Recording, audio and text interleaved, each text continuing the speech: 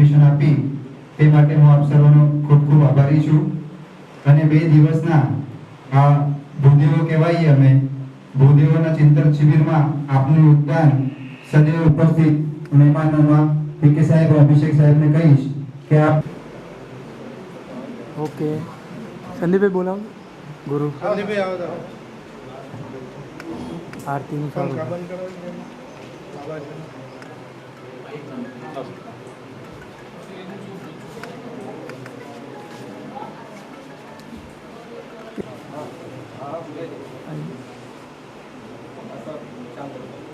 Okay okay okay fine. અમારા અહીંયાના ભણેલા વિદ્યાર્થીઓ દેશ વિદેશમાં પણ પોતાનું નામ અને કારકિર્દી બનાવી રહ્યા છે. એ આ અમારી સંસ્થાનો ટૂંકો પરિચય હતો. હવે આપણે જે સંસ્થા દ્વારા અહીંયા ભેગા થયા છીએ રુદ્રાક્ષ, આ રુદ્રાક્ષ નામની સંસ્થા છેલ્લા 2012 થી કાર્યરત છે અને એના દ્વારા જે કાર્યક્રમો થાય છે એમનો જે એમ છે કેવી રીતે એની ઉત્પત્તિ થઈ, કયા કયા કાર્યક્રમો રુદ્રાક્ષ દ્વારા કરવામાં આવી રહ્યા છે એની માહિતી આપણને કિરણભાઈ આપશે. તે સાથે જે આપણે 2 દિવસનું શિબિર અહીંયા રાખેલો છે હું તમને એનો પહેલા ટૂંકમાં હેતુ કહી દઉં તો તેવું નથી થતું. તો as a youth, as a યુવા આપણી પણ કોઈ જવાબદારી છે. એ જવાબદારી આપણે કેવી રીતે નિભાવીએ, આપણા શું વિચારો છે એ આપણે સમાજ સમક્ષ રજૂ કરીએ કે ભાઈ અમે કોઈ ફિલ્ડમાં આવી રીતે અમારી સમાજની અમારી આ કારીગરી થવી જોઈએ કે આવા સુંદર સુંદર વિચારો જે પણ કામ થતા હોય, કાર્ય થતા હોય તેમાં તમારે કોઈ બદલાવ જોતો હોય. કેમ કે તમારી અંદર એક ક્વોલિટી પડી છે, દરેક માણસના અંદર એક સારી વસ્તુ પડેલી છે.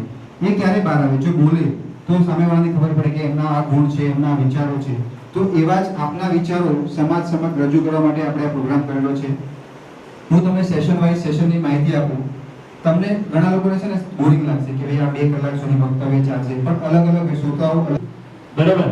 એણે કીધું કે અમેરિકા તમારા માટે શું કરે છે એવું ના વિચારશો, તમે અમેરિકા માટે શું કરી શકો છો એના એ વિચારો. અને એના પછી અમેરિકન ક્રાંતિ આવી ગઈ, અત્યારે વિશ્વગુરુ છે. એમ રુદ્રાક્ષે પણ આ થીમ ઉપર શરૂઆત કરી હતી. રુદ્રાક્ષની એક ઓળખાણ હું તમને એટલા માટે આપું છું કે આની શરૂઆત કેવી રીતે થઈ એ જોવી બહુ જરૂરી છે. અને આ તમારા જીવનની અંદર બહુ મોટિવેશનલ બનવાનું. કારણ કે જ્યારે રુદ્રાક્ષની શરૂઆત થઈ ત્યારે 5 છોકરાઓ હતા. કારણ કે વૈચારિક મતભેદ, સમજ્યા, આપણા વૈચારિક મતભેદ હોય એ અલગ વસ્તુ છે. સમજી લો, બધાની આઈડિયોલોજી ડિફરન્ટ છે. અહીંયા દરેક માણસની હોબી અલગ હશે, એના વિચારો અલગ છે, બધું જ અલગ હશે. પરંતુ તમારું કાર્ય કરવાનું હોય ત્યારે તમે જ્યારે સમાજ માટે આપતા હોય ત્યારે તમારે એક થવું જોઈએ. મતભેદ હોઈ શકે, મનભેદ ના હોવા જોઈએ. સમજ્યા? આજે ઇન્ડિયા ઉપર કઈ હુમલો કરવાનું, બરાબર, એ રીતે આપણે ડિફરન્ટ છીએ. પણ જ્યારે ઇન્ડિયા ઉપર હુમલો આવે ત્યારે આપણે ભારતીય. ત્યારે સૌપ્રથમ અમે લોકોએ શરૂઆત કરી ભાઈંદર સમાજની. ભાઈંદર સમાજના સાહેબ અમારી મીટિંગ હતી. એની અંદર કેવું રીતનું હતું કે પ્રમુખ માટે બધા લડતા હતા. સમજ્યા? તો અમારે થોટ એવું હતું કે સમાજ સેવા માટે પ્રમુખ બનવાની જરૂર નથી. પાસે ડાન્સમાં રિહર્સલ કરાવ્યા હતા. એ વખતનું અત્યારે તમે ખાલી ઇમેજિનેશન કરો, ફોટા જોશો તો પણ તમને ખબર પડશે કે કેવું પાર્ટિસિપેશન હતું. આપણે એ ટાઈમે જોડાયા ત્યારે કેવી પરિસ્થિતિ હતી અને અત્યારે આપણી કેવી પરિસ્થિતિ. પણ જે લોકો એમાં જોડાયા છે એ લોકો ખરેખર પોતાના હૃદય પર હાથ મૂકી અને એક વખત વિચાર કરશે તો ખબર પડશે કે એ સંસ્કાર શિબિરમાંથી આપણને કેટલો બધો ફાયદો થયો. જો કોઈ માટે આપણે વધારે ઇન્વોલ્વ કર્યા છે ને એ લોકો એનું મહત્વ સમજે છે માટે સામેથી જોડાયા છે, એવું નથી. એટલે અને બાળકોને જે આપણે જ્યારે છોડ નાનો હોય ત્યારે આપણે એને જે ખાતર આપીએ, આપણે જે પાણી પાઈએ, આપણે જે એમને જેવી છોડને જેવી રીતે વાળવા હોય તે વાળી શકીએ. તો એ હિસાબ અને અમને પણ ખૂબ એક આનંદ થયો કે સમાજ માટે અમે લોકો જે ઈચ્છીએ છીએ બાળકોનો જે એમને જે અંદરની જે એમની રહેલી શક્તિ એમને બહાર લાવવાનો પ્રયત્ન કર્યો. બધાને નાટકોમાં જોડાયા, બધાને ડાન્સમાં જોડાયા, બધાને અલગ અલગ એક્ટિવિટીઝ કરાવી. ઘણા લોકોએ ઘણા ડાન્સ કર્યા, પછી કરાટેમાં બી ઘણા લોકોએ પાર્ટિસિપેશન કર્યું હતું. અમુક છોટા હશે, અમુક નહીં પણ. પણ જે વ્યક્તિ એમાં જોડાયા તો એમને અમુક બાળકોને તો હું માઇક વગર બહુ જોરથી બોલી શકું છું એટલે આની જરૂર નહીં પડે. હવે વાત કરીએ તો વુમન, સ્ત્રી, આપણા સમાજની ઘણી બધી સ્ત્રીઓ એવી છે કે એ બહુ બધી પીડાઓને દબાઈને જ રાખે છે.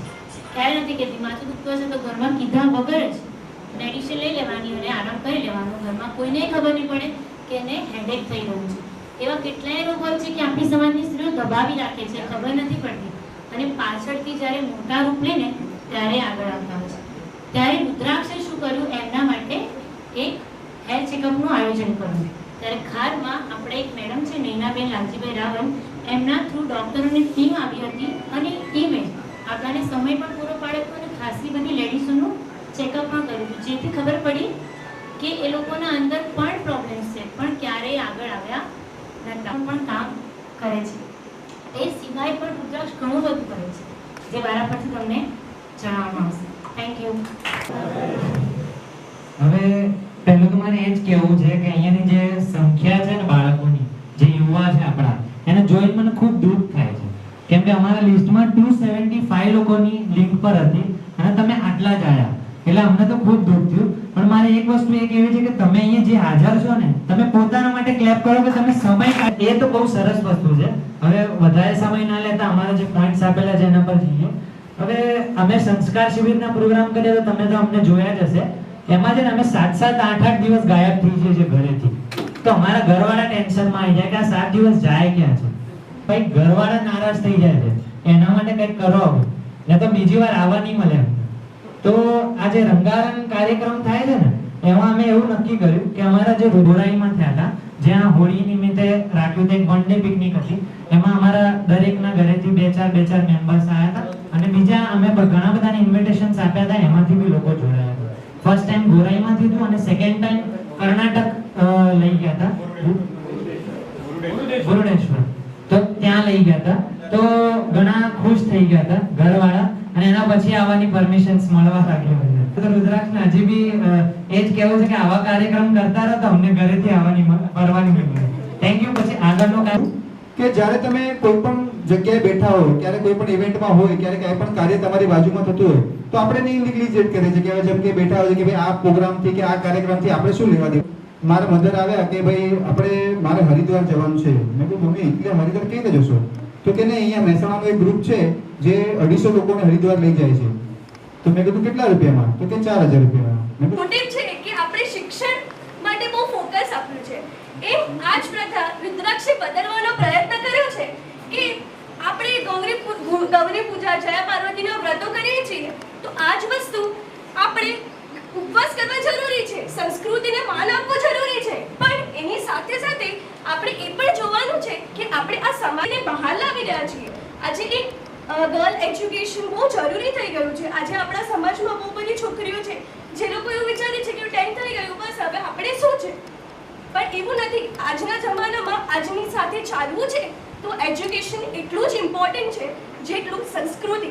તો રુદ્રાક્ષે આ મોટિવ લીધો હતો કે આપણે 2018-19માં મેરી કોમ, કલ્પના ચાવલાના બુક્સ ડિસ્ટ્રીબ્યુટ કર્યા હતા અને આ એક સારો ફાળો આપ્યો હતો. એમ જ મારું કહેવાનું એ છે કે આપણે એક ગર્લ એજ્યુકેશનને વધારે પ્રમોટ કરીને આપણે પોતાના ટેલેન્ટને બહાર લાવવું જોઈએ. Thank you. તમે તમારી ફિલ્ડ ડિસાઈડ કરી કે હું આ ફિલ્ડની અંદર માસ્ટર છું અને આમાં જ આગળ વધીશ, તો આ માટે શિક્ષા એ સર્વશ્રેષ્ઠ દાન પણ કહેવાય છે. એ માટે રુદ્રાક્ષ ઘણા બધા પ્રયત્નો કરી રહ્યા છે અને અમે એમાં સફળ પણ રહ્યા છીએ. મુંબઈ ખાતે જ્યારે પણ શિક્ષાની વાત થાય તો બુકનું વિતરણ કરવામાં આવી રહ્યું છે અને કરતા રહેશું અમે. ઓકે, તો એ બુક વિતરણ માટે પણ તમે જોઈ શકો છો કે ઘણા અમારા વિદ્યાર્થીઓ અને અમે પણ એમની સાથે જોડાયા છીએ. Okay, thank you sir. લગ્નની વિદાય સમયના હાથની છાપ લેવામાં આવે છે. એનું શું કારણ છે? કોઈને ખબર છે? તેમાં દીકરીના હાથની છાપ એમ સમજાવવા માંગે છે કે હવેથી આ ઘરમાં હું મારો ભાગ જતો કરું છું અને ઘરમાં લક્ષ્મીનો વાસ થાય. પણ આપણા સમાજમાં સમૂહ લગ્ન યોજાય છે તો ઘણા મા બાપ તેની દીકરીના સમૂહ લગ્ન, એટલે આપણા રુદ્રાક્ષે એક એવો ઉપાય કર્યો છે કે સમૂહ લગ્ન પછી એ દીકરીના હાથની છાપને સોંપવામાં આવે છે, જેથી દીકરીના હાથની છાપ તેના ઘરે પહોંચી જાય. આ ઉપાય રુદ્રાક્ષ એ પણ સમાજ સેવા છે. તમે કોઈ તરસ્યાને પાણી પાઓ છો, એ પણ સમાજ સેવા છે. સમાજ સેવા ત્યારે જ સાર્થક બને જ્યારે આજનો યુવાન એની સાથે જોડાય. યુવાનને જોડવું હોય તો શું કરવું પડે? અહીંયા ઘણી બધી છોકરીઓ પણ બેઠી છે. છોકરીઓ શું ગમે? ટીવી સિરિયલ, બરાબર ને? જો કે એ તો આયોજન નહીં કરી શકીએ, પણ છોકરાઓને જે સૌથી વધારે ગમે છે ક્રિકેટ, તો ક્રિકેટનું આયોજન પણ આપણા 22 ગામ તપોધન બ્રાહ્મણ સમાજમાં કરવામાં આવ્યું હતું. જ્યારે આપણે આ યોજનાની શરૂઆત કરી હતી ત્યારે આમ લોકો પોતાના કામને બોલ જય શ્રી કૃષ્ણ બધાને. રાવલ જય સરકાર. આજે નથી એટલે આ તપ થતી છે એકચ્યુઅલી, કારણ કે મારું ધ્યાન ત્યાં છે. ખબર જ છે બધાને કેમ છે, કારણ કે એમની સર્જરી થઈ છે હમણાં. એકચ્યુઅલી હું નહોતી આવવાની, પણ એમણે એક જ શબ્દ કીધો કે દીકરી જે હમણાં અહીંયા આવવાની છે એનો તો વિશ્વાસ છે અને જા એના માટે જ હું આજે ઊભી છું. કારણ કે એકચ્યુઅલી મારે આવવાની ઈચ્છા જ નહોતી, પણ એમ કીધું કે તું વિશ્વાસ છે, તું જા એના માટે. અને જેટલાએ વાલીઓએ મને વાત કરી કે જયાબેન તમે આવવાના છો તો નામ લખાવીશું. અને હમણાં જે દીકરીઓને મોકલી છે માતા પિતાએ એમને હું અહીંયાથી પગે લાગું છું કે મારા પર વિશ્વાસ રાખ્યો અને મોકલ્યા છે એમને. હવે દીકરી બાળનો દરિયો એ અમે એક્ટિવિટી કરીએ છીએ. અમે 2018માં ભાયંદરમાં સંમેલન રાખ્યું હતું રુદ્રાક્ષનું. શિબિરના પછી અમે સંમેલન રાખીએ છીએ અને ત્યાં પ્રોગ્રામ કરીએ છીએ. ત્યાં 2018માં એક નવું ટૉપિક લઈને આવ્યા કે દીકરીઓને પ્રમોટ કરીએ, એના માટે આગળ પણ પ્રમોટ થતા રહીએ, અમે એક્ટિવિટી કરતા રહીએ એવી આશા રાખીએ છીએ. અને હમણાં મારા આગળ ભાઈએ કીધું કે મારી એવી ઈચ્છા છે કે ક્રિકેટ ટુર્નામેન્ટ થાય છે બોયઝ લોકો. એ વખતે જ્યારે બેડ નહોતા મળતા, કોઈને ઓક્સિજનની જરૂર હતી, ઓક્સિજન નહોતો મળતો, એટલી બધી મહામારી હતી ને એ વખતે એટલી હાલત ખરાબ હતી કે રોજના લગભગ 400 ફોન પર તો હું ફોન પર જવાબ આપતો હતો. લોકોના ફોન આવતા હતા, કોઈને બેડ ના મળતું હોય, કોઈને કોઈ દવા ના મળતી હોય, તો એ બધું એટલું બધું એરેન્જ કરવામાં કે એ લોકોને હેલ્પ થવામાં જેટલી મારાથી હેલ્પ થઈ શકતી હતી એ બધી જ મેં કરી હતી. આપણે મારી પોતાની હોસ્પિટલ છે અમદાવાદ, ત્યાં બી લગભગ નહીં હોય તો 10 આપણા સમાજના લોકો એડમિટ થયા હતા, એ લોકોને ટ્રીટ કર્યા અને બને એટલી હેલ્પ કરી હતી. રણાસન જે બે મહાનુભાવો મને આપણા બીજા એ સ્મિતાબેન જોશી એ વ્યવસાય તરીકે લેક્ચરર છે. અમે એમનું વતન મૂળ બનાસકાંઠા જેવું છે. બીજામાં કશ્યપભાઈ જાની છે આપણા બાજુ, જે કશ્યપભાઈને પણ આજે બિલકુલ એમનો જો ટાઈમ કાલ ગુજરાતના પીએમ અને ગૃહમંત્રી અમદાવાદ આવવાના છે. એ કશ્યપભાઈ અમદાવાદ શહેર યુવા મોરચાના મહામંત્રી છે. એ લાવો છે, બેનનું સ્વભાવ તો બહુ લાવો છે, બેનનું સ્વભાવ તો લાવો મળવા જેવો છે. અને આ સંસ્થા તમે સામાજિક પ્રોગ્રામ જોયા છે, સમૂહ લગ્ન જોયા છે, આરપીએલની ટુર્નામેન્ટ જોઈએ છે, પણ આવું સંવાદવાળો પ્રોગ્રામ એ ભારતીય રાષ્ટ્રીય સ્વયં સેવક સંઘ RSS દ્વારા આ પ્રોગ્રામ થતા હશે, મેં જોયેલા છે. મારા આ તકમાંથી જેટલું નીચોડ નીકળે એટલું બે મહાનુભાવોને તમે પ્રશ્નોત્તરી પણ કરીએ છીએ. તમારો કોઈ મગજનો પ્રશ્ન ચાલતો હોય તો કોગ્નિટિવ પ્રશ્ન જવાબ પણ તમને આપશે. અસ્તુ. જય ભારત, જય હિન્દ. Thank you Bharatbhai. હવે આપણા શાસ્ત્ર ધર્મ પ્રમાણે અતિ જીગરભાઈ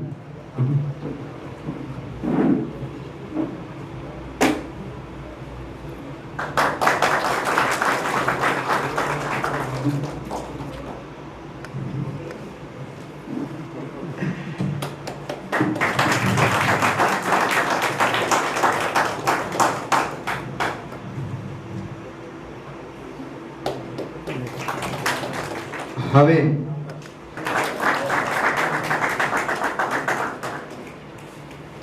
આ તુલસી અને સાલનો કોન્સેપ્ટ બેને અમને આપેલો. અમે જ્યારે એમના ઘરે વક્તવ્યમાં કહેતા તેમણે એના ઉપક્રમે આજે ખૂબ સુંદર એક નવા વિચાર સાથે આજે આયોજન થયું છે. એમાં સંસ્થાના પ્રિન્સિપાલ શ્રી જૈન સાહેબ, ટ્રસ્ટી શ્રી પટેલ સાહેબ, આપણા સંદીપભાઈ, ભરતભાઈ અને તમામે તમામ સાથીઓ, બધાના નામ લઈશ તો આ ટીમ બહુ મોટી છે, પણ જ્યારે મને આ સુંદર આયોજનની વાત કરવામાં આવી ત્યારે જેમ કહેવામાં આવ્યું એમ કે આજે ખૂબ બિઝી શેડ્યુલ છે મારો અને કશ્યપભાઈનો, પણ સમાજ પહેલા આ હંમેશા યાદ રાખવાનું. અને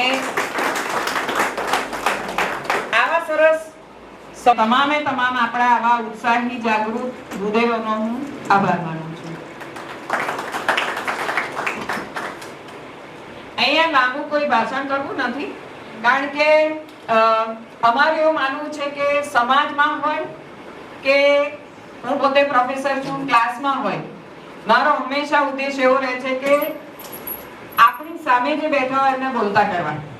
આપણે તો બોલીએ જ છે, તમે કહો તો હું રાત સુધી બોલી દઈશ અલગ અલગ વિષયો પર, સંસ્કૃતિ, સમાજીકરણ, સમાજ, જ્ઞાતિ, રિવાજ, કુરિવાજો, સમસ્યાઓ, જે ટોપિક આપશો એ બધા ઉપર બોલીશ.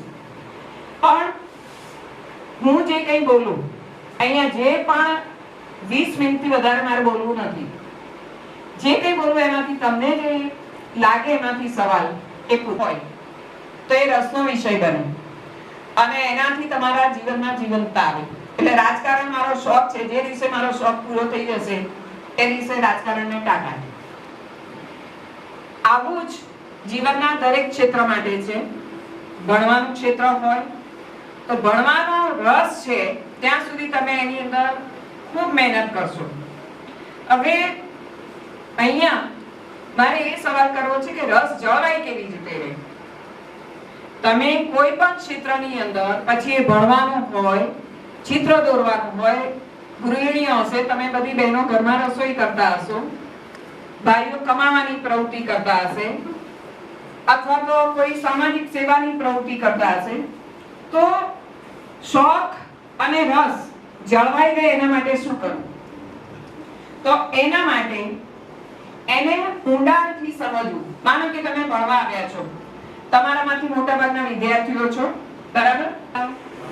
બરાબર, તો બહુ સારું.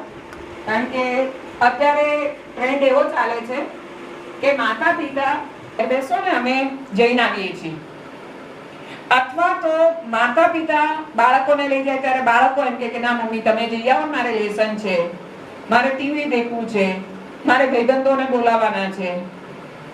આનું કારણ શું છે?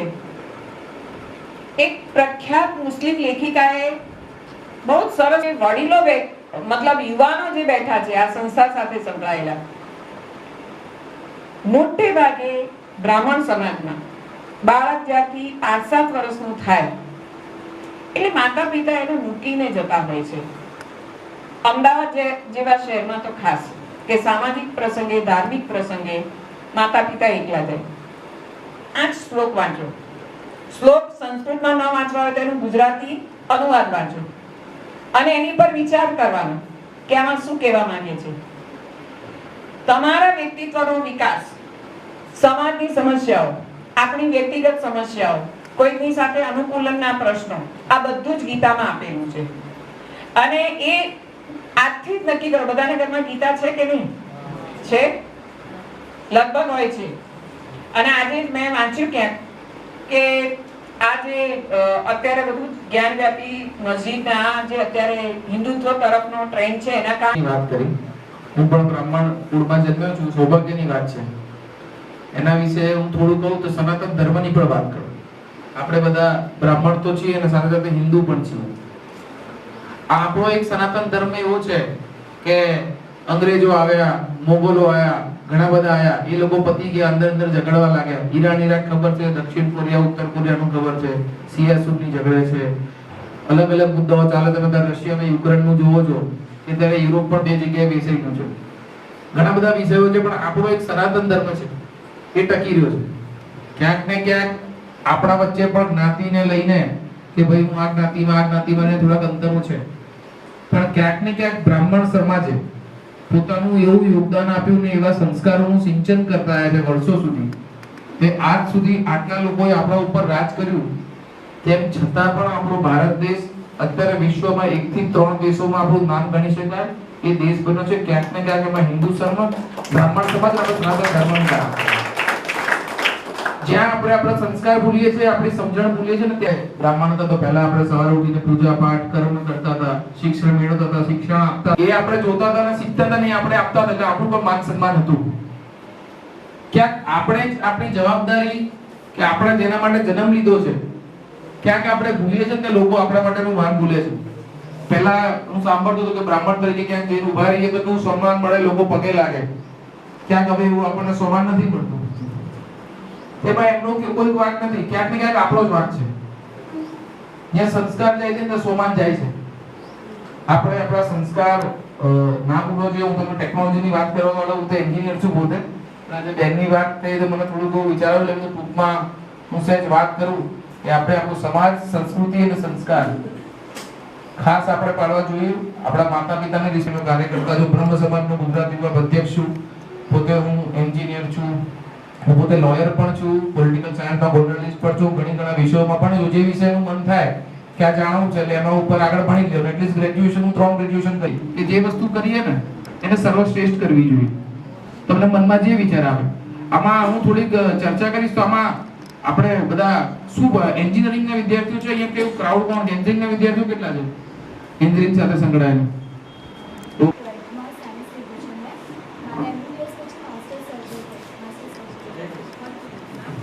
એમબીબીએસ કરવું છે ને પછી એમએસ સર્જન થવું છે.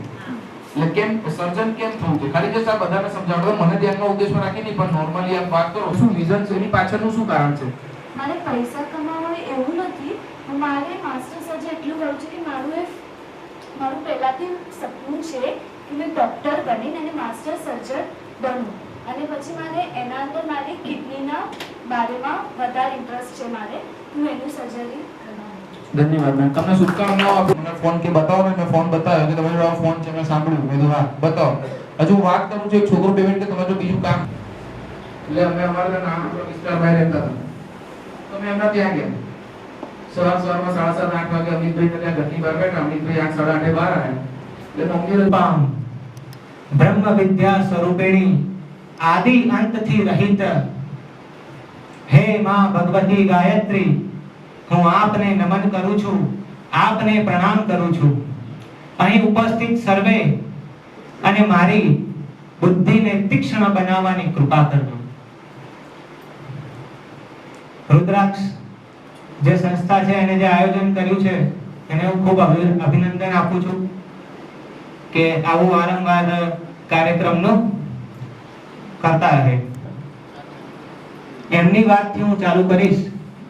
અને બ્રાહ્મણનું મહત્વ અને આપણા બધાની જે જગત માતા છે, માતા ગાયત્રી, એમનું વર્ણન કેવું છે, એ કેવા દેખાય છે, કોઈ દિવસ આપણે વિચાર્યું છે? તો એક વખતની વાત છે કે હું અને મારા દાદાનું નામ છે ગંગારામ દાદા. તો અને મારું ગામનું નામ છે શાહપુર વડ. એટલે હું કોલેજમાં ભણતો હતો, નિરમામાં ભણતો હતો. એટલે વારે ઘડીએ ગામ આવવાનું થાય. સાહેબ જેમ વડનગરમાં ભણ્યા હતા તો મારું ગામ આપ્યું. એ પુરાણ વાંચ્યા પછી એમણે આધ્યાત્મિક દ્રષ્ટિએ જે આપણને પ્રસ્તુત થવું જોઈએ, અંદરથી આપણું આધ્યાત્મ જાગવું જોઈએ, એના માટેની એમને મને એક આધ્યાત્મિક ઉન્નતિ કરવા માટેનો એક માર્ગ પ્રશસ્ત કરી દીધો. તે રીતે આપણે બધા પણ આધ્યાત્મિક દ્રષ્ટિએ ગાય હતી અને એમની આખી સેનાને જમાડવા માટેનું એમને નિમંત્રણ આપી દીધું. એટલે વિશ્વરથ જે હતા એ કે હું રાજા છું, મારી પાસે હજારો સૈનિકોની સેના છે, તમે મારી સેના નહીં જમાડી શકો, તમારામાં શું સામર્થ્ય છે? એટલે કે કઈ વાંધો નહીં, તમે તમારી સેના તૈયાર કરો, હું ભોજન તૈયાર કરું છું. કામધેનુ ગાય પાસે ગયા અને પ્રણામ કર્યા કે હે માતા, આજે અહીંયા જેટલા બી સૈનિકો આયા છે બધાને આપણે જમાડવાનું છે. અને કામધેનુનો મતલબ જ છે કે તમે જે ઈચ્છા કરો એ પ્રસ્તુત થઈ જાય. અને પછી ત્યાં આખા ભાતના પહાડ ઊભા થઈ ગયા, દાળની નદીઓ વહેવા લાગી અને લાડુ હા ના જમવાનું જેટલું અખૂટ જમવાનું ત્યાં પ્રસ્તુત થઈ ગયું. આ જે ગાયની આજે લીલા જોઈ તો વિશ્વરથને એવું થઈ ગયું કે આ ગાય તો એક રાજા પાસે હોવી જોઈએ. કેમ કે વિશ્વરથ એક પોતે રાજા હતો કે રાજા પાસે આ ગાય હોવી જોઈએ. એટલે એને ગાય છીનવાનો પ્રયત્ન કર્યો. પહેલા પ્રાર્થના કરી કે મને આપી દો.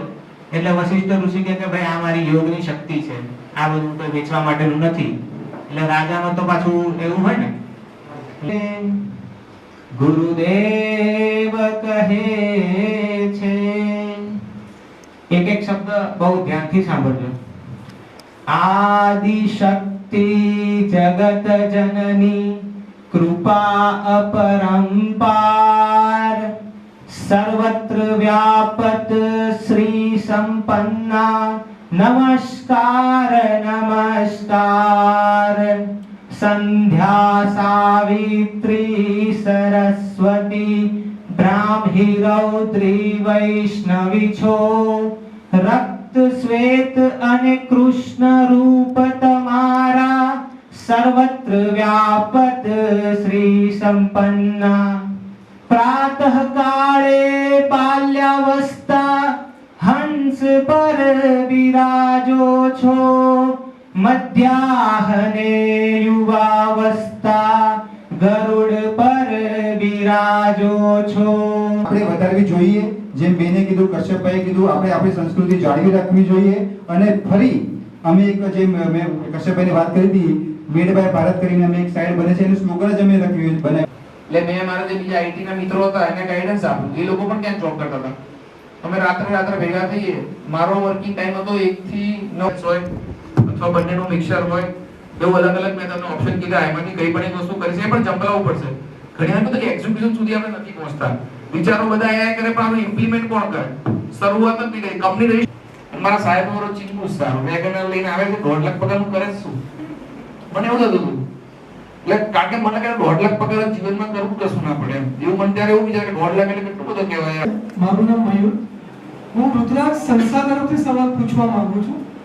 અત્યારે આપણે જોઈ રહ્યા છીએ કે યુવા વર્ગ છે એ સમાજથી થોડો દૂર થતો જાય છે અને એઝ એ ઇન્ડિવિજ્યુઅલ થતો જાય છે. તો એઝ અ રુદ્રાક્ષ અમારે શું કરવું જોઈએ કે યુવા સમાજ તરફ આકર્ષાય અને એક સંગઠિત થાય? Thank you. સંકળાયેલા રહે, જોડાયેલા રહે, એના માટે શું કરવું? મેં શરૂઆતમાં જ વાત કરી. હવે આ જે અહીંયા જે બેઠેલા છે 14-15 વર્ષના છે એ હજુ પણ કાચા અને કુમળા જ કહેવાય.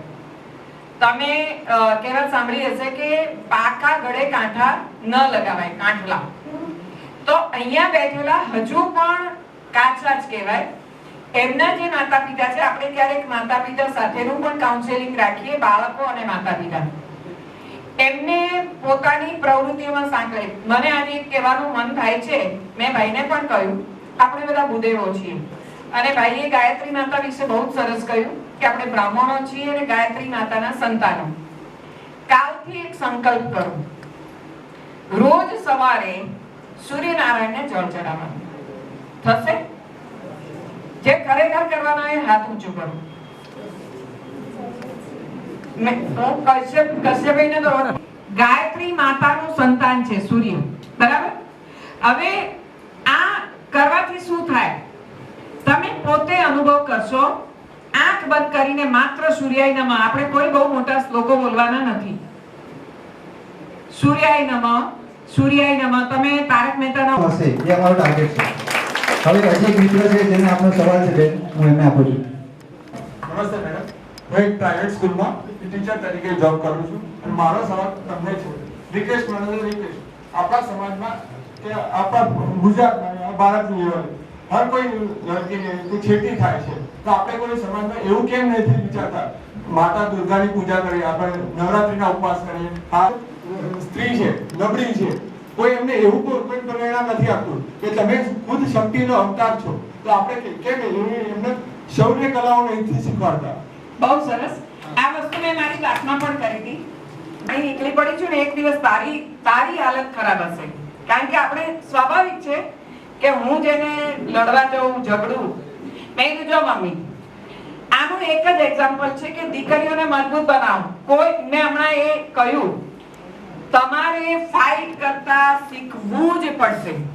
તમારી કોઈ છેડતી કરે છે કે તમારી બેનપણી, તમારે એનો પ્રતિકાર કરવો પડશે, પહેલું. બીજું, મારો એ વખતે મારી મમ્મીને જવાબ એ હતો કે મમ્મી, આપણા ઇન્ડિયાના રસ્તા એવા હોય છે ને કે ત્યાં ઢેખાડા અને પથરા તો હોય છે. જય પ્રમુખ સ્વામી મહારાજ શતાબ્દી મહોત્સવની જય.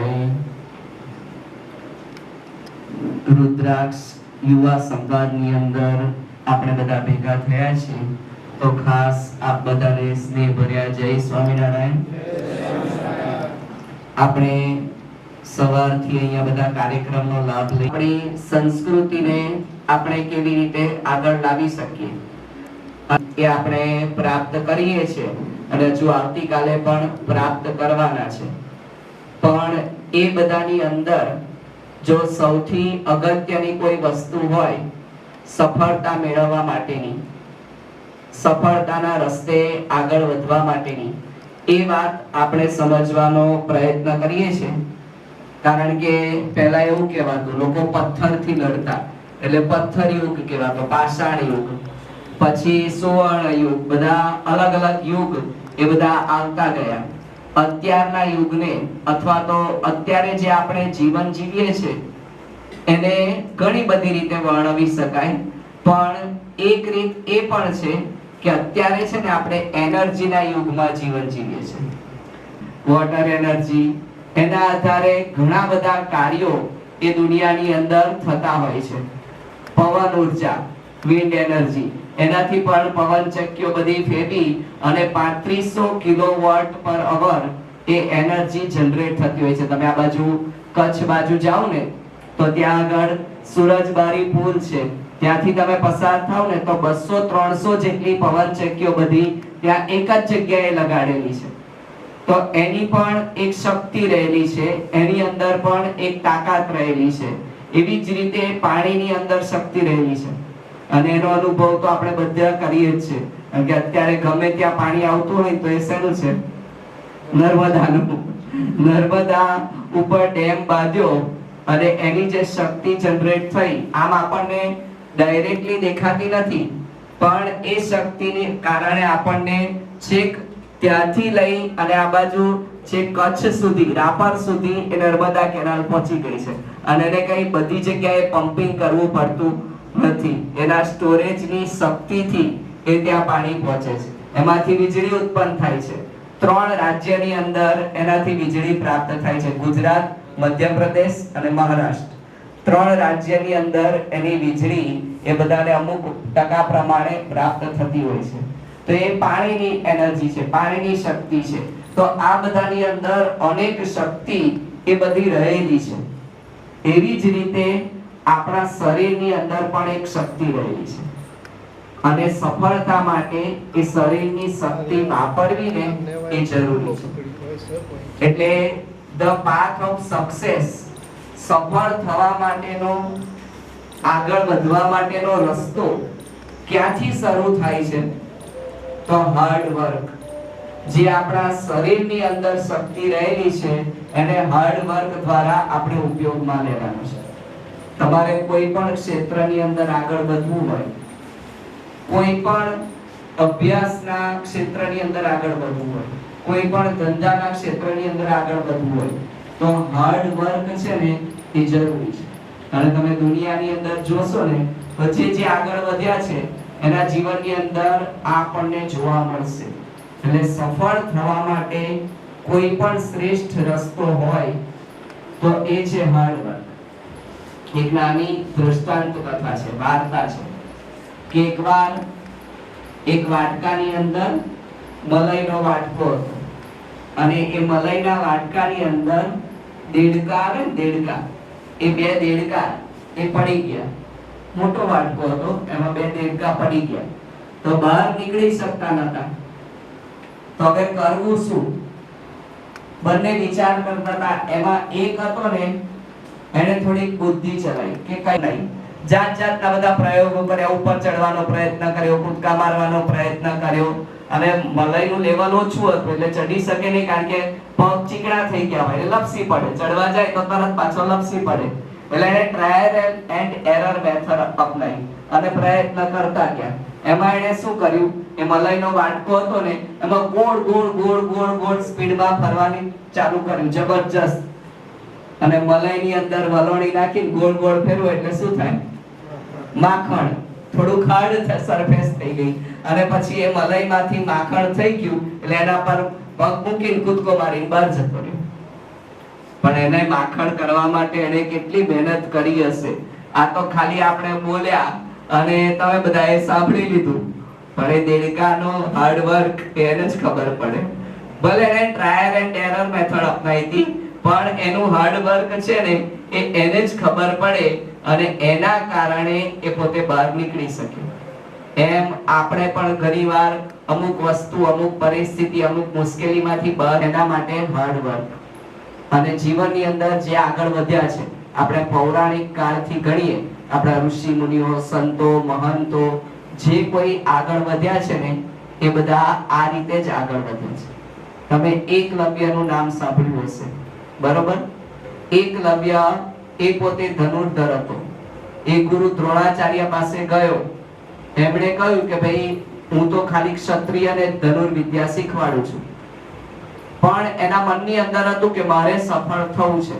એટલે એણે શું કર્યું, જંગલમાં દ્રોણાચાર્યની માટીની એક મૂર્તિ બનાવી અને એમાંથી પ્રેરણા પ્રાપ્ત કરતા ગયા અને ધનુર્વિદ્યા શીખતા ગયા. હવે એને બાણ ચલાવવાનું હોય તો મૂર્તિને પૂછે કે હું ચલાવું? મૂર્તિ એના મનની અંદર હતું કે મારે સફળતા પ્રાપ્ત કરવી છે અને એના માટે એને સખત પુરુષાર્થ કર્યો અને એ પોતાના જીવનની અંદર આગળ વધ્યા. ભગીરથનું નામ સાંભળ્યું હશે. ગંગા નદી આ પૃથ્વી પર લાવવા માટેનો કોઈએ પુરુષાર્થ કર્યો હોય તો એ ભગીરથ. તપશ્ચર્યા કરી, વર્ષો સુધી તપશ્ચર્યા કરી. એટલે કોઈ જબરજસ્ત મહેનત કરે ને તો એને એવું પણ કહેવાય છે કે એને ભગીરથ પુરુષાર્થ કર્યો. તો ભગીરથ તો રાજાનું નામ હતું, પણ એને એટલો બધો પુરુષાર્થ કરી અને એક આદર્શ પ્રસ્થાપિત કર્યો કે જીવનની અંદર હાર્ડ વર્ક કરીએ તો સફળતા પ્રાપ્ત થાય જ છે. એટલે પૌરાણિક કાળથી લઈ અને અત્યાર સુધી જે વ્યક્તિ જીવનની અંદર આગળ વધ્યા છે એના માટે હાર્ડ વર્ક એ મોસ્ટ ઇમ્પોર્ટન્ટ છે. ઘણી બધી વસ્તુ અગત્યની છે, પણ મોસ્ટ ઇમ્પોર્ટન્ટ વસ્તુ હોય તો હાર્ડ વર્ક. તમારી પાસે પૈસા હોય, જમીન હોય, બધી જ ફેસિલિટી હોય, પણ તમે બધી ખાઈ પીને સૂઈ રહો તો કઈ થવાનું છે? કેટલા દિવસ પૈસા ચાલશે? એક પેઢી, કદાચ લાખો કરોડો આપણા મા બાપે ભેગા કરી રાખ્યા હોય તો કેટલો ટાઈમ ચાલશે? આપણી એક પેઢી, બે પેઢી, પછી ક્યારેક તો ખાલી થશે ને. કારણ કે આપણે કઈ કરતા નથી, અંદર એડ નહીં થાય તો ક્યારેક તો ખાલી થવાનું જ છે. તો હાર્ડ વર્ક થી કોઈ પણ ફિલ્ડ ની અંદર આપણને એમ થાય કે પૌરાણિક કાળની અંદર તો આ બધાએ હાર્ડ વર્ક કર્યું, સફળતા મળી, પણ અત્યારે શું? અત્યારે તો શોર્ટકટ નો જમાનો છે અને બધા સાધનોનો જમાનો છે. વર્ક કરવાની જરૂર રહેતી નથી. પણ અત્યારે પણ કોઈ પણ ફિલ્ડ ની અંદર આગળ વધવું હોય, સફળ થવું હોય તો હાર્ડ વર્ક જરૂરી છે. 1980 ની સાલમાં આઈસ હોકીની એક ટુર્નામેન્ટ હતી રશિયા અને અમેરિકા વચ્ચે. હવે આઈસ હોકીની ટુર્નામેન્ટમાં લગભગ 20-22 દેશો બધા ભાગ લે. આઈસ હોકી એટલે બરફની અંદર હોકી રમવાની. નોર્મલ હોકી નહીં, પણ બરફની અંદર હોકીની મેચ હોય. બધો બરફ પાથરેલો હોય અને એની અંદર હોકીની મેચ હોય. હવે આ હોકીની મેચની અંદર છેલ્લા 15 વર્ષથી, એટલે કે 1980 ની અંદર આ મેચ હતી. છેલ્લા 15 વર્ષથી એની અંદર રશિયા છે ને પોતે ચેમ્પિયન હતું. એને કોઈ બીટ કરી શકતું નહોતું, કોઈ હરાવી શકતું નહોતું છેલ્લા 15 વર્ષથી. કેટલો સખત પુરુષાર્થ હશે એ લોકોનો, કેટલી સખત એ રમવા પાછળની ધગસ હશે. કેટલાય પ્લેયરો બદલાઈ ગયા હશે, કેટલાય કેપ્ટન બદલાઈ ગયા હશે, છતાં પણ ચેમ્પિયન કોણ? રશિયા. એ સમયની અંદર આ અમેરિકાની જે આઈસ હોકીની જે ટીમ હતી એમણે પણ આ ઈઝી ટાસ્ક નહોતો, ઇટ્સ વેરી ડિફિકલ્ટ ટાસ્ક. ઘણો અઘરો આ લેસન હતું, કારણ કે છેલ્લા 15 વર્ષથી એને કોઈ દેશ હરાવી શક્યો નહોતો અને એ લોકોની પણ સામે એની મહેનત હતી. પણ અમેરિકાએ નક્કી કર્યું એની ટીમે કે આપણે ગમે તેમ કરી અને હરાવવો છે. અને એ લોકોએ સખત પુરુષાર્થ ચાલુ કર્યો. રાત દિવસ જોયા વગર એ અમેરિકાના ટીમના જે પ્લેયરો હતા એ પોતે તત્પર થઈ ગયા. 6 મહિના સુધી, સતત 6 મહિના સુધી એમણે રાત દિવસ જોયા વગર, જે થોડો ઘણો 2-3 કલાકનો આરામનો ટાઈમ, એમને સફળતા પ્રાપ્ત થઈ. અને આપણે તો થોડુંક કરીએ ને આપણને વિચાર આવી છે કે આ ધંધો બરોબર નહીં, આમાં જઈએ, આ ધંધો બરોબર નહીં, આમાં જઈએ. કોક નાનો કોર્સ કરી અભ્યાસની અંદર તો એ આપણને વિચારે કે આઈટીઆઈ માં મજા નહીં, અધૂર મૂકીએ, હવે પાછું 12 પરીક્ષા આપીએ 12મા પરીક્ષા આપે બીકોમ ચાલુ કરે કે ના ના આમાં મજા નહીં, હવે બીએ ચાલુ કરીએ, હવે બીજો કોઈક નાનો કોર્સ ચાલુ કરીએ કે નાની દુકાન કરીએ.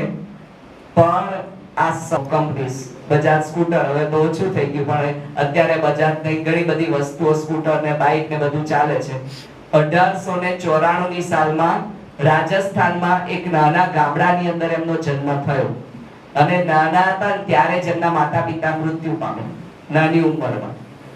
હવે જે બાળકના માતા પિતા ના હોય એને કેટલી મુશ્કેલી, ભણવાનું શું, ખાવાનું શું, રહેવાનું શું, રાખે કોણ, પણ એ બધી મુશ્કેલીની પરવા કર્યા વગર એમણે પ્રયત્ન કર્યો અને 1907 ની સાલમાં એમના દાદા હતા, એ દાદા મૃત્યુ પામ્યા, એમના તરફથી એમના ભાગની અંદર 6 લાખ જેટલી પ્રોપર્ટી આવી, 6 લાખ રૂપિયા જેટલી પ્રોપર્ટી બધી આવી અને એમાંથી એમણે ચાલુ કર્યું. આજે 5500 કરોડની પ્રોપર્ટી છે, 5500 કરોડ. આપણે તો આમ જ વિચારવાનું છે. પણ આ બધું જ એક પુરુષાર્થનું ફળ છે, એ મહેનતનું ફળ છે. ધીરુભાઈ અંબાણી કેટલી પ્રોપર્ટી છે અત્યારે કોઈ ખબર છે? ગણવા ક્યાં જાય કેમ? 25 માળનો તો બંગલો છે અને વાપરે છે કોણ? નોકરો. એમાં 300 નોકરો છે. એ લોકો તો બહુ રહેવા નવરા થતા નથી, પણ બંગલો, એની રૂમ, એની અંદરની ફેસિલિટી બધા 300 નોકરો વાપરે છે. પણ એ ધીરુભાઈ અંબાણીએ પણ પેટ્રોલ પંપ પર નોકરી કરતા હતા અને ત્યાંથી એમના જીવનની એમણે શરૂઆત કરી, મુશ્કેલીઓ પરિસ્થિતિ સહન કરી અને આજે કરોડો રૂપિયાની પ્રોપર્ટી એમની પાસે, એમના સંતાનો પાસે છે. Failure is a key of success. એટલે એ નિષ્ફળ થઈને પણ લક સારું જોઈ છે, આપણે ફરીથી હાર્ડવર્ક ચાલુ કરી દેવાનું. એમાં લક ને નસીબની કઈ ચિંતા કરવાની જરૂર નથી, પણ એ એક સફળતાની ચાવી છે. એટલે એનાથી પછી આપણે મહેનત કરવાની, પાછી આગળ ફરીથી શરૂ કરી દેવાની. પણ એવું નહીં વિચારવાનું દરેક વખતે પછી નિષ્ફળ, પહેલામાં નપાસ થાય, બીજામાં નપાસ થાય, ત્રીજામાં નપાસ થાય, કારણ કે 8મા 9મા સુધી તો સાહેબ પાસ જ કરી દે છે. એટલે પણ એના અગત્યનું છે. એટલે નિષ્ફળતામાંથી શીખતા જઈએ, એક એક સ્ટેપ મૂકતા જઈએ તો એમાંથી પછી સફળ થઈ જવાય. એટલે એ વિચાર સાથે સાથે રાખવાનો. નસીબ એમાં કઈ એટલું બધું કામ કરતું નથી, પણ એ આપણને શીખવાડે છે. હું સ્વામીજી યુવા મિત્રોને ટૂંકો પરિચય આપીશ. આપણે શ્રવણની વાર્તાઓ સાંભળી છે કે શ્રવણ એવો હતો કે માતા પિતાને એણે જાત્રાઓ કરાવી હતી. આ પ્રતિક રાવણના પિતાજી પેરેલાઇઝ થયેલા હતા. મારા 12 મહિનાથી બેડ રેસ્ટ હતા, અમદાવાદમાં હતા. એ પ્રતિકભાઈ જે એમણે સવાલ પૂછ્યો હતો ને સાહેબ એમને, તો સાહેબ એની જોબ એવી હતી કે તે અમદાવાદમાં સર્વાઈવ નતો કરી શકતો અને એને ખર્ચા નતા પોસાઈ ગયો હતો. ઘરમાં થોડા આંતરિક પ્રશ્નો થયા. વાઈફને એમ થયું કે ભાઈ મારા છોકરાનું ભવિષ્ય શું નાનકડા ગામમાં, પણ તોય એણે વાઈફને એના ઘરે મૂકીને પાછી પણ મા બાપની સેવા કરી 6 મહિને. આજે બધું પાછું સુખ શાંતિથી થઈને પાછો અમદાવાદ મુકામે ગયો છે. તો એની પ્રભુ પ્રત્યેની દ્રષ્ટિના અને આજના સમયનો એ શ્રવણ કહેવાય. મારે દરેક યુવાન મિત્રોને કહેવું છે કે ગમે તેવી સિચ્યુએશન આવે, આપ દરેક પ્રોગ્રામમાં જોગાનું જોગ અને સંતના આશીર્વાદ મળે છે ને મળે છે. એ માટે અમે ખૂબ ખૂબ આભારી છે સંસ્થાના, અને અમારા કાર્યકર્તાઓમાં પણ મિત્રો એવા છે જે સંસ્થાઓ સાથે જોડાયેલા છે અને જેથી અમારી સંસ્થામાં જે મેઇન કાર્યકર્તાઓ છે કોઈ પણ વ્યસન છે, કોઈને કોઈ જાતનું વ્યસન નથી. અને આવનારી પેઢીમાં પણ અમે આ જ સંદેશો આપનો પહોંચાડીએ છીએ કે વ્યસનથી દૂર રહો. Thank you. જે સૌથી પહેલા ટેપ કરશે એ લીડર બોર્ડ ઉપર સૌથી ઉપર પહોંચી જશે. So you have to be very attentive અને રાઈટ આ ક્લિક ના કરી દેતા. Okay, we will start now. 3, 2, 1, go.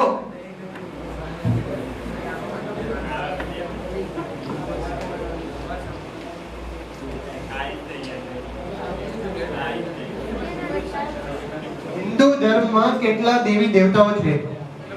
4 option છે. You have 55 seconds. આ પહેલો ક્વેશ્ચન છે. We are giving enough. 49, 51 જેટલા લોકોનો આન્સર આવી ગયા છે.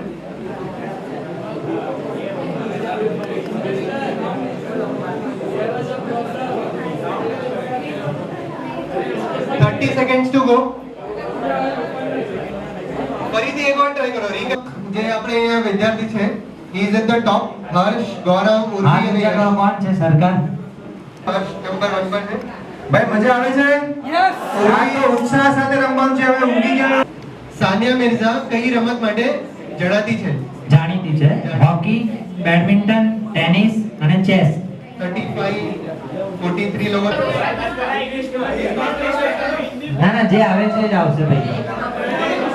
તમે ટ્રાન્સલેટ કરીએ છે ને આપણે ગુજરાતી છીએ. આ એક ગેમ છે. પહેલા સરકાર જ ચાલે છે ભાઈ. પાછળ કરો એને કોઈ.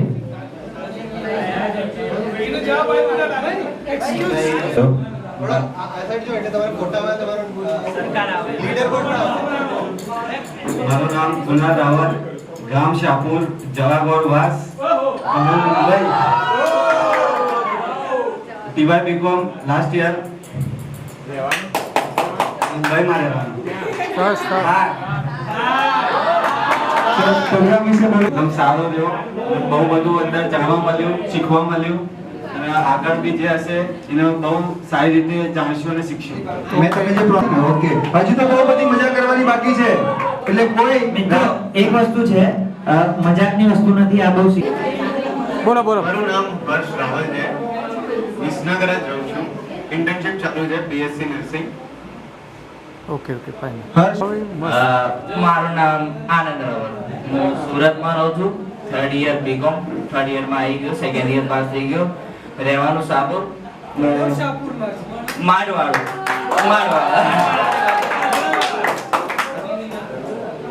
બસ પછી અમને આવી નહીં, બહુ મજા આવી. અમે જે ટ્રેનના સફરમાં આવ્યા, ટ્રેનની સફર એ સારો હતો. વચ્ચે થોડા હેરાન કરવા વાળા ટીસી બીસી મળ્યા પણ ચાલી. અહીંયા અમને મજા આવી, હવા નહીં બેસી રહ્યા હતા. સારી ગેમ રમાડે, બહુ સારા લોકો અહીંયા આવી ગયા. પહેલાથી 2 જણા આવ્યા હતા, એ પણ બહુ સારા હતા, બહુ માણસ હતા. રહેવાનું મુંબઈ. યુવા સંવાદ એક એવો પ્લેટફોર્મ મળ્યો છે કે આપણે એક્સપ્લેન બી નથી કરી શકી રહ્યા કે આપણું આગળનું જનરેશન આપણે કેટલું સારું અને વેલ ડેવલપ્ડ બનાવી શકીએ છીએ. આજે બીજા સમાજમાં આજે જોઈએ કે કેટલા બધા સારા કાર્યક્રમો થાય છે, કેટલા બધા ફંક્શન્સ થતા હોય છે, એ લોકો કેટલા મેં કીધું કે 200 લોકો આવવાના. શાહપુરના નહીં, ગવાડાના.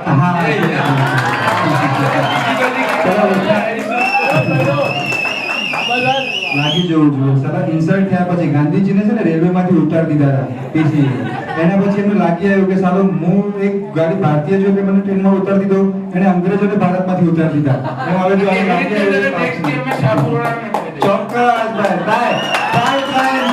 રહેવાસી પુના, ગામ ગવાડા, અને મેં હમણાં મારું રિસેન્ટલી બેચલર્સ કમ્પ્લીટ કર્યું છે બિઝનેસ એડમિનિસ્ટ્રેશન એન્ડ ઇન્ટરનેશનલ બિઝનેસમાં, અને ફ્યુચર MBA નો પ્લાનિંગ છે. જતીન રાવલ, ટીમ ભારદ્વાજ. આ તમે અહીંયા જે પણ ડિસ્કશન કરશો એમાંથી સારા અમને કોઈ અનુભવ થશે કે સારા સજેશન હશે, એ સમાજના વડીલો સુધી તમારું નામ સાથે અમે એમને પહોંચાડીશું. આગળના ડિસ્કશન પ્રેમભાઈ કન્ટિન્યુ. ફરી એક મિનિટ હજી એકવાર પૂછું છું, તમને કોન્સેપ્ટ ક્લિયર થયો બધાને? એક કોન્સેપ્ટ કોઈને ક્લિયર ના? એક કાર્યક્રમ અમારો પોઈન્ટ છે, તો સામાજિક કાર્યક્રમથી આપણી વિચારોની આપ-લે વધે છે. બધા ગણાઈ દીધા. હા બરાબર. અત્યાર સુધી કેટલી સંસ્કાર શિબિર કરી? 4 સંસ્કાર શિબિર થઈ. 4 સંસ્કાર શિબિરમાંથી તમને કેટલા લીડર મળ્યા? અમને ઘણા બધા મળ્યા. હું 10 ગણાઈ શકું છું, અહીંયા મારા પાસે છે 10. એક છે જતીન રાવલ, યશ રાવલ, નિધિ રાવલ, ઓમ રાવલ, દીપ રાવલ, જે નથી આવી. તો પછી એનું નેગેટિવ વસ્તુ એમ કહું છું કે તમે સંસ્કાર શિબિર તો કરી, પરંતુ એના પછી 1 વર્ષ સુધી કે 2 વર્ષ સુધી જ્યાં સુધી તમે સંસ્કાર શિબિર નથી કરી ત્યાં સુધી તમે એમના કોન્ટેક્ટમાં રહ્યા, તમારો ઇમ્પ્રુવમેન્ટ તમે જે બી શીખવાડ્યું બરોબર આ ત્યાં સુધી રહે. તમે એના પછી શું ફોલોઅપ લીધું? સમજ્યા? તો સંસ્કાર શિબિર દર વર્ષે નવા બાળકો આવે છે, દર વર્ષે તમે નવું શીખવાડો છો, 2 વર્ષમાં ભૂલી જાય છે, ફરી પાછા જેવા હતા એવા થઈ જાય. તો ફાયદો શું થયો? ના, ફાયદો તો એ જ છે કે જે ફાયદો તો છે. તો તમે જોયું કે આપણે ફાયદા ગણાવ્યા, ફાયદા તો આપણે બી ગણાવ્યા છે કે ઇમ્પ્રુવમેન્ટ પોતાનું બાળક જેના માતા જોડે રહેતું હોય છે, એ નવા માણસોને મળે છે. ચિલ્ડ્રન નહીં હોતા જે સિંગલ જ છે, એમને કોઈની જોડે ગમે જ નહીં, એ એકલા જ રહેતા હોય. આપણે એટલાપણું કહીએ છીએ ને, એ બધાની વચ્ચે આવે ને તો એમને થોડું વધે, પોતાના સંબંધો સચવે. એમના વિચારમાં ડેવલપમેન્ટ વધે, એ અમે એક લેવલ સુધી જઈ શકે, પોતાનો સ્ટેજ ફિયર દૂર કરે. લાઈક અમુક છોકરાઓ હોય ને જે ઉભાવી ના થાય અને કંઈક લીડરશિપ કરવાનું કહીએ ને તો બી ના કરે, એ એટલા ડરતા હોય. પણ અહીંયા આવીને લાઈક આપણી વચ્ચે બોલવાનું છે એમ કરીને આપણા સર લોકો એને એ ફિયર દૂર કરે છે. અને જ્યારે અમે અડલાવટ્ટે આવ્યા હતા ત્યારે અહીંયા વૈદિક ગણિત ને એ બધું શીખવાડે છે, તો આપણને આપણું નોલેજ જે આપણે સ્ટડી કરીએ છીએ, લાઈક હું પોતે મેડિકલ કરું છું તો મેડિકલનું તો મળે, પ્લસ વૈદિક ગણિત છે, આ સંસ્કાર શિબિરમાં જે સંસ્કૃત શીખવાડવામાં આવે છે એ બધા માટે પણ આપણને નોલેજ મળે. ધેટ્સ વાય સંસ્કાર શિબિર ઇઝ બેટર.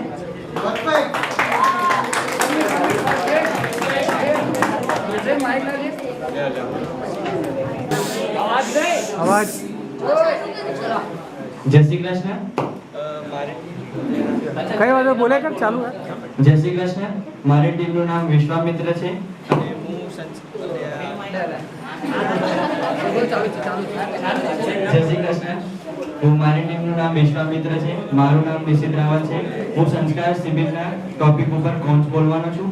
તો એમાં મેં એ ટોપિક લીધો છે કે આપણે ઘણા વિદ્યાર્થીઓને સારું ઇન્સ્ટ્રક્શન આપવામાં આવે છે પણ એ પોતાની લાઈફમાં પછી પાછળથી એ લોકો પોતાના ઇમ્પ્લિમેન્ટ નથી કરતા, ઘરે જઈને પછી જે હોય એવા જ રહી જાય છે. તો એ તેમના માટે આપણે પેરેન્ટ્સને થોડું ઇન્સ્ટ્રક્શન આપણે પેરેન્ટ્સને બી બોલાવીશું અને એ લોકોના સાથે આપણે જો સ્ટુડન્ટ્સ એમના સાથે હશે તો પેરેન્ટ્સ સાથે એમને ઇન્સ્ટ્રક્શન સારું મળશે. અને જે આપણે આજે થયું કે આપણે કઈ ટ્રાવેલિંગની વ્યવસ્થા ના કરી શક્યા તો આપણે સ્ટુડન્ટ્સ માટે તો આપણે ટ્રાવેલિંગનો થોડો ખર્ચો આપણે જે થતો હોય એ પેરેન્ટ્સને કહેવો જોઈએ. જો આપણે સમાજમાં આ બધી વસ્તુ થશે તો જ આપણે સમાજ આગળ વધશે. તો આપણે સમાજમાં આ બધી વસ્તુ આગળ લાવવી જોઈએ કે તમારે કોન્ટ્રીબ્યુટ કરવાનું કોસ્ટ આટલો થાય છે એ બધું આપણે એમને જણાવવું પડે. અને જો પેરેન્ટ્સ કે સમાજને આગળ વધારવા વિશે થોડું વિચારતા હશે તો એ ડોનેટ પણ કરશે અને એમના જે આ સંસ્કાર શિબિર થશે તો એ પોતાને ચાલુ ચાલુ. મારી ટીમનું નામ કશ્યપ છે અને મારું નામ બી રાવલ છે. હું બોલવા માંગુ છું શ્રવણ યાત્રા વિશે કે જે વૃદ્ધ લોકો હોય છે એમને કેટલી સારી સુવિધાઓ અવેલેબલ હોય છે આપણા રુદ્રાક્ષ તરફથી. જે કે બહાર આપણે યાત્રા પર જઈએ છીએ તો જે વધારે કોસ્ટ એ લોકોને હોય છે એ રુદ્રાક્ષ દ્વારા લો કોસ્ટમાં બી એ લોકોને એટલી સારી યાત્રા અવેલેબલ હોય છે. અને એમની જે સેવા કરવામાં આવે છે, એમને પિકઅપ અને ડ્રોપની જે ફેસિલિટી હોય છે, જેવી રીતે કે ફર્સ્ટ શ્રવણ યાત્રા થઈ હતી એમાં બધા વૃદ્ધ લોકોને બ્લેન્કેટ આપવામાં આવ્યા હતા. તો એ એમના માટે સેફટી છે અને એમની સેફટી, ખાવા પીવાનું બધું બહુ ધ્યાન રાખવામાં આવે છે જેથી એમને કોઈ તકલીફ બી થતી નથી. અને બોલો બોલો બોલો આપણો બોલવાનું ચાલુ. સમૂહ લગ્નમાં છોકરીઓને જે ગિફ્ટ આપવામાં આવે છે, પછી જે હાથના છાપા આપવામાં આવ્યા છે એ બી બહુ સારી છે. અને હું ચાહું છું કે એવું બીજા સમાજમાં બી એ લોકો ટ્રાય કરે. અને આપણા સમાજમાં જે છોકરીઓને ફેસિલિટી મળે છે ને બધા જ સાથે કદી તો એ લોકોને લગ્નના જોડા બી આપવામાં આવ્યા છે તો એ બી બહુ સારું છે. અને ઓર્નામેન્ટ્સ ને બધું, અને એમાં જે જમણવારના દાતા હોય છે, પાણી પીવાનું મતલબ પાણીના જે હોય છે તો થોડું એ લોકોને બી કહેવું પડે કે કોસ્ટ થોડું વધારે કરે તો એ વસ્તુ સારી રીતે થઈ શકે એકદમ. The thing I am going to say is like cricket tournament એ આપણા સમાજમાં થાય છે અને ખાલી પોઈન્ટ એ છે કે ખાલી બોયઝ ઇન્વોલ્વ થાય છે. એમાં વુમેન પણ ઇન્વોલ્વ થઈ શકે જેને એકચ્યુઅલમાં સ્પોર્ટ્સમાં ઇન્ટરેસ્ટ છે. મને નથી પણ એમાં ઘણા બધા વુમેન્સ છે જેને એકચ્યુઅલમાં સ્પોર્ટ્સમાં ઇન્ટરેસ્ટ છે તો એમને સેમ ટ્રીટ કરવું જોઈએ જેવું છોકરાને ટ્રીટ કરવામાં આવે છે. નેક્સ્ટ પોઈન્ટ શ્રવણ યાત્રા. એમાં ફરવામાં બધું જ સરસ હોય છે પણ the main point of the Shravan Yatra is to like you know બધા ફરી શકે પણ ઇન્સ્ટેડ ઓફ બધા ફરી શકે એમાં વધારે કથા થાય છે. કથા ઇઝ નોટ રોંગ બટ કથા should be minimise you know. તો પીપલ ફરી બી શકે, આરામ પણ કરી શકે, એન્જોય પણ કરી શકે, બધું જ એક સાથે મેનેજ થઈ શકે. ઘણી બધી સ્પોર્ટ્સ છે જે ઇન્ક્લુડ થઈ શકે છે. ફૂટબોલ છે, ચેસ છે, જેમાં બહુ સ્પોર્ટ્સ બહુ વાઇડ છે. અગર એકચ્યુઅલમાં લોકોને ઇન્ટરેસ્ટ છે ઘણા બધું થવું જોઈએ અને ચાન્સ આપવો જોઈએ. જેમ કે થઈ ગયું singing, dancing, arts and many more things but everybody should be treated equally. હવે મેથ્સની વાત કરું, હું સંસ્કાર શિબિરમાં ધ ફર્સ્ટ વીકથી હું અહીંયા આવેલી છું. હવે વધારે ખોટું નહીં કહું પણ સેકન્ડ વીકમાં the guys were have allot the AC rooms અને અમને ઉપર નોર્મલ રૂમમાં 4 વુમેન્સના સાથે રાખ્યું. That's that's partiality. Shrikant Rawat છે, મારી ટીમનું નામ છે વેદ વ્યાસ અને હું સામાજિક કાર્યક્રમ ડિબેટ ઉપર પ્રોઝ ઉપર બોલવાનો છું. તો જેવું કે મેમે કીધું કે એમની જોડે પાર્શિયાલિટી કરવામાં આવે છે, જેમ કે બોયઝને ક્રિકેટ ટુર્નામેન્ટ ને એવું રમાડવામાં આવે છે જ્યારે ગર્લ્સ માટે કે એમ કશું હોતું નથી. તો એમને કીધું કે બીજી બધી મ્યુઝિક જેમ કે સિંગિંગ એવું એક્સ્ટ્રા એક્ટિવિટી રાખવી જોઈએ. તો હું એવું કહેવા માંગુ છું કે જેટલી વધારે એક્ટિવિટી હોય એટલા વધારે સામે સંખ્યા હોવી જોઈએ. જેમ કે આજે આપણે બધાને બોલાયા તો પણ 250 અરાઉન્ડનો ટાર્ગેટ હતો, છતાં પણ 80 અહીંયા આવી શક્યા. તો એના માટે અહીંયા વાત કરી છે. બીજું સમૂહ લગ્નની વાત કરવામાં આવી તો સમૂહ લગ્ન તો જેટલા અહીંયા પણ જે પણ અહીંયા સારી વ્યવસ્થા કરવામાં આવે છે, જેટલા બી અહીંયા જોડા બોલાવવામાં આવે છે, જે સગવડ કરવામાં આવે છે એ સમાજ દ્વારા ખૂબ સારી કરવામાં આવે છે. ઘણા એવા સમાજો છે કે જ્યાં આટલી પણ સગવડ નથી કરવામાં આવતી, આટલા પણ આપણે દાતાઓ ભેગા નથી કરી શકતા. તો આ એક સમાજ માટે આપણો સમાજ એટલો આગળ કહેવાય, એટલો જાગૃત કહેવાય, એટલો વૈભવશાળી કહેવાય કે આપણે આટલી સારી સગવડ કરી શકીએ છીએ, આપણે આગળ લઈ શકીએ છીએ લોકોને. બધા બીજી બધી જેટલી પણ એક્ટિવિટી જેમ કે સંસ્કાર શિબિર કરવામાં આવે છે, શ્રવણ યાત્રા કરવામાં આવે છે. તો શ્રવણ યાત્રામાં જેમ કે એમ કહેવામાં આવે છે કે ભાઈ રહેવાની તકલીફ પડે છે કે અમને અમારે પાર્સલિટી કરવામાં આવે છે. તો જે તમારે આપણે મળે છે, જે તમે અહીંયા સારું મળે છે એના વિશે તમારે એના વખાણ કરવા જોઈએ. જે એવું નહીં કે ભાઈ તમે એની ફરિયાદ કરો. જે પણ તમને સમાજ આપી રહ્યો છે તમારે એવી ભાવના રાખવી જોઈએ કે તમે સમાજને કંઈક આપો. તમારે સમાજ જોડેથી કશું લેવાનું ના હોય પણ તમારે સમાજને બધું આપવાનું હોય એવી ભાવના રાખવાની હોય. તો જે પણ શ્રવણ યાત્રા, ક્રિકેટ ટુર્નામેન્ટ જે બી ભલે બોયઝ માટે પણ કરવામાં આવે છે, પણ ઘણા સ્ટુડન્ટ છે જે ક્રિકેટમાં બહુ સારું રમે છે અને બીજા સ્પોર્ટ્સ એક્ટિવિટીઝમાં પણ સારા છે. તો શું આપણે લોકો એ લોકોને આગળ લઈ જઈએ છીએ? The biggest question is that કે તમે લોકો એને આગળ કઈ પ્લેટફોર્મ જ નથી આપી શકતા આપણે લોકો. તો એને ફક્ત આપણે તો ગેમ એક્ટિવિટી માટે રમાડીએ છીએ ને.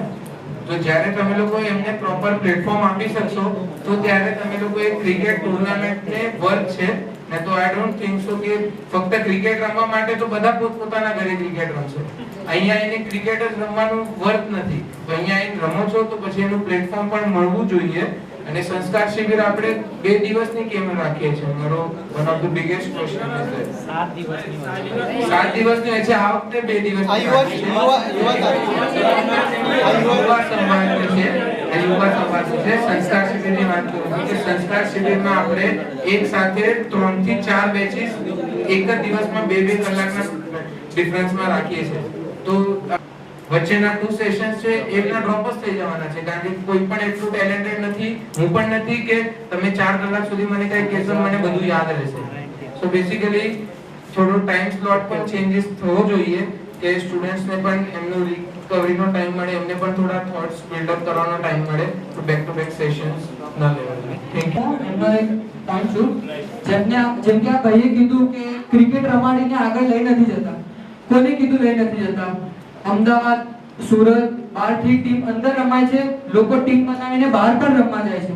બ્રહ્મ સમાજ સુરતમાં બહુ મોટી બ્રહ્મ સમાજ થાય છે, ત્યાંથી બહુ મોટો આવે છે, મોટી ટીમો આવે છે, 40 50 હજારની ઇનામો લઈ જાય છે. ત્યાં પણ આપણી સુરતની મોટી ટીમો પાર્ટ લે છે, મુંબઈથી પણ બહુ મોટી પાર્ટ લે છે.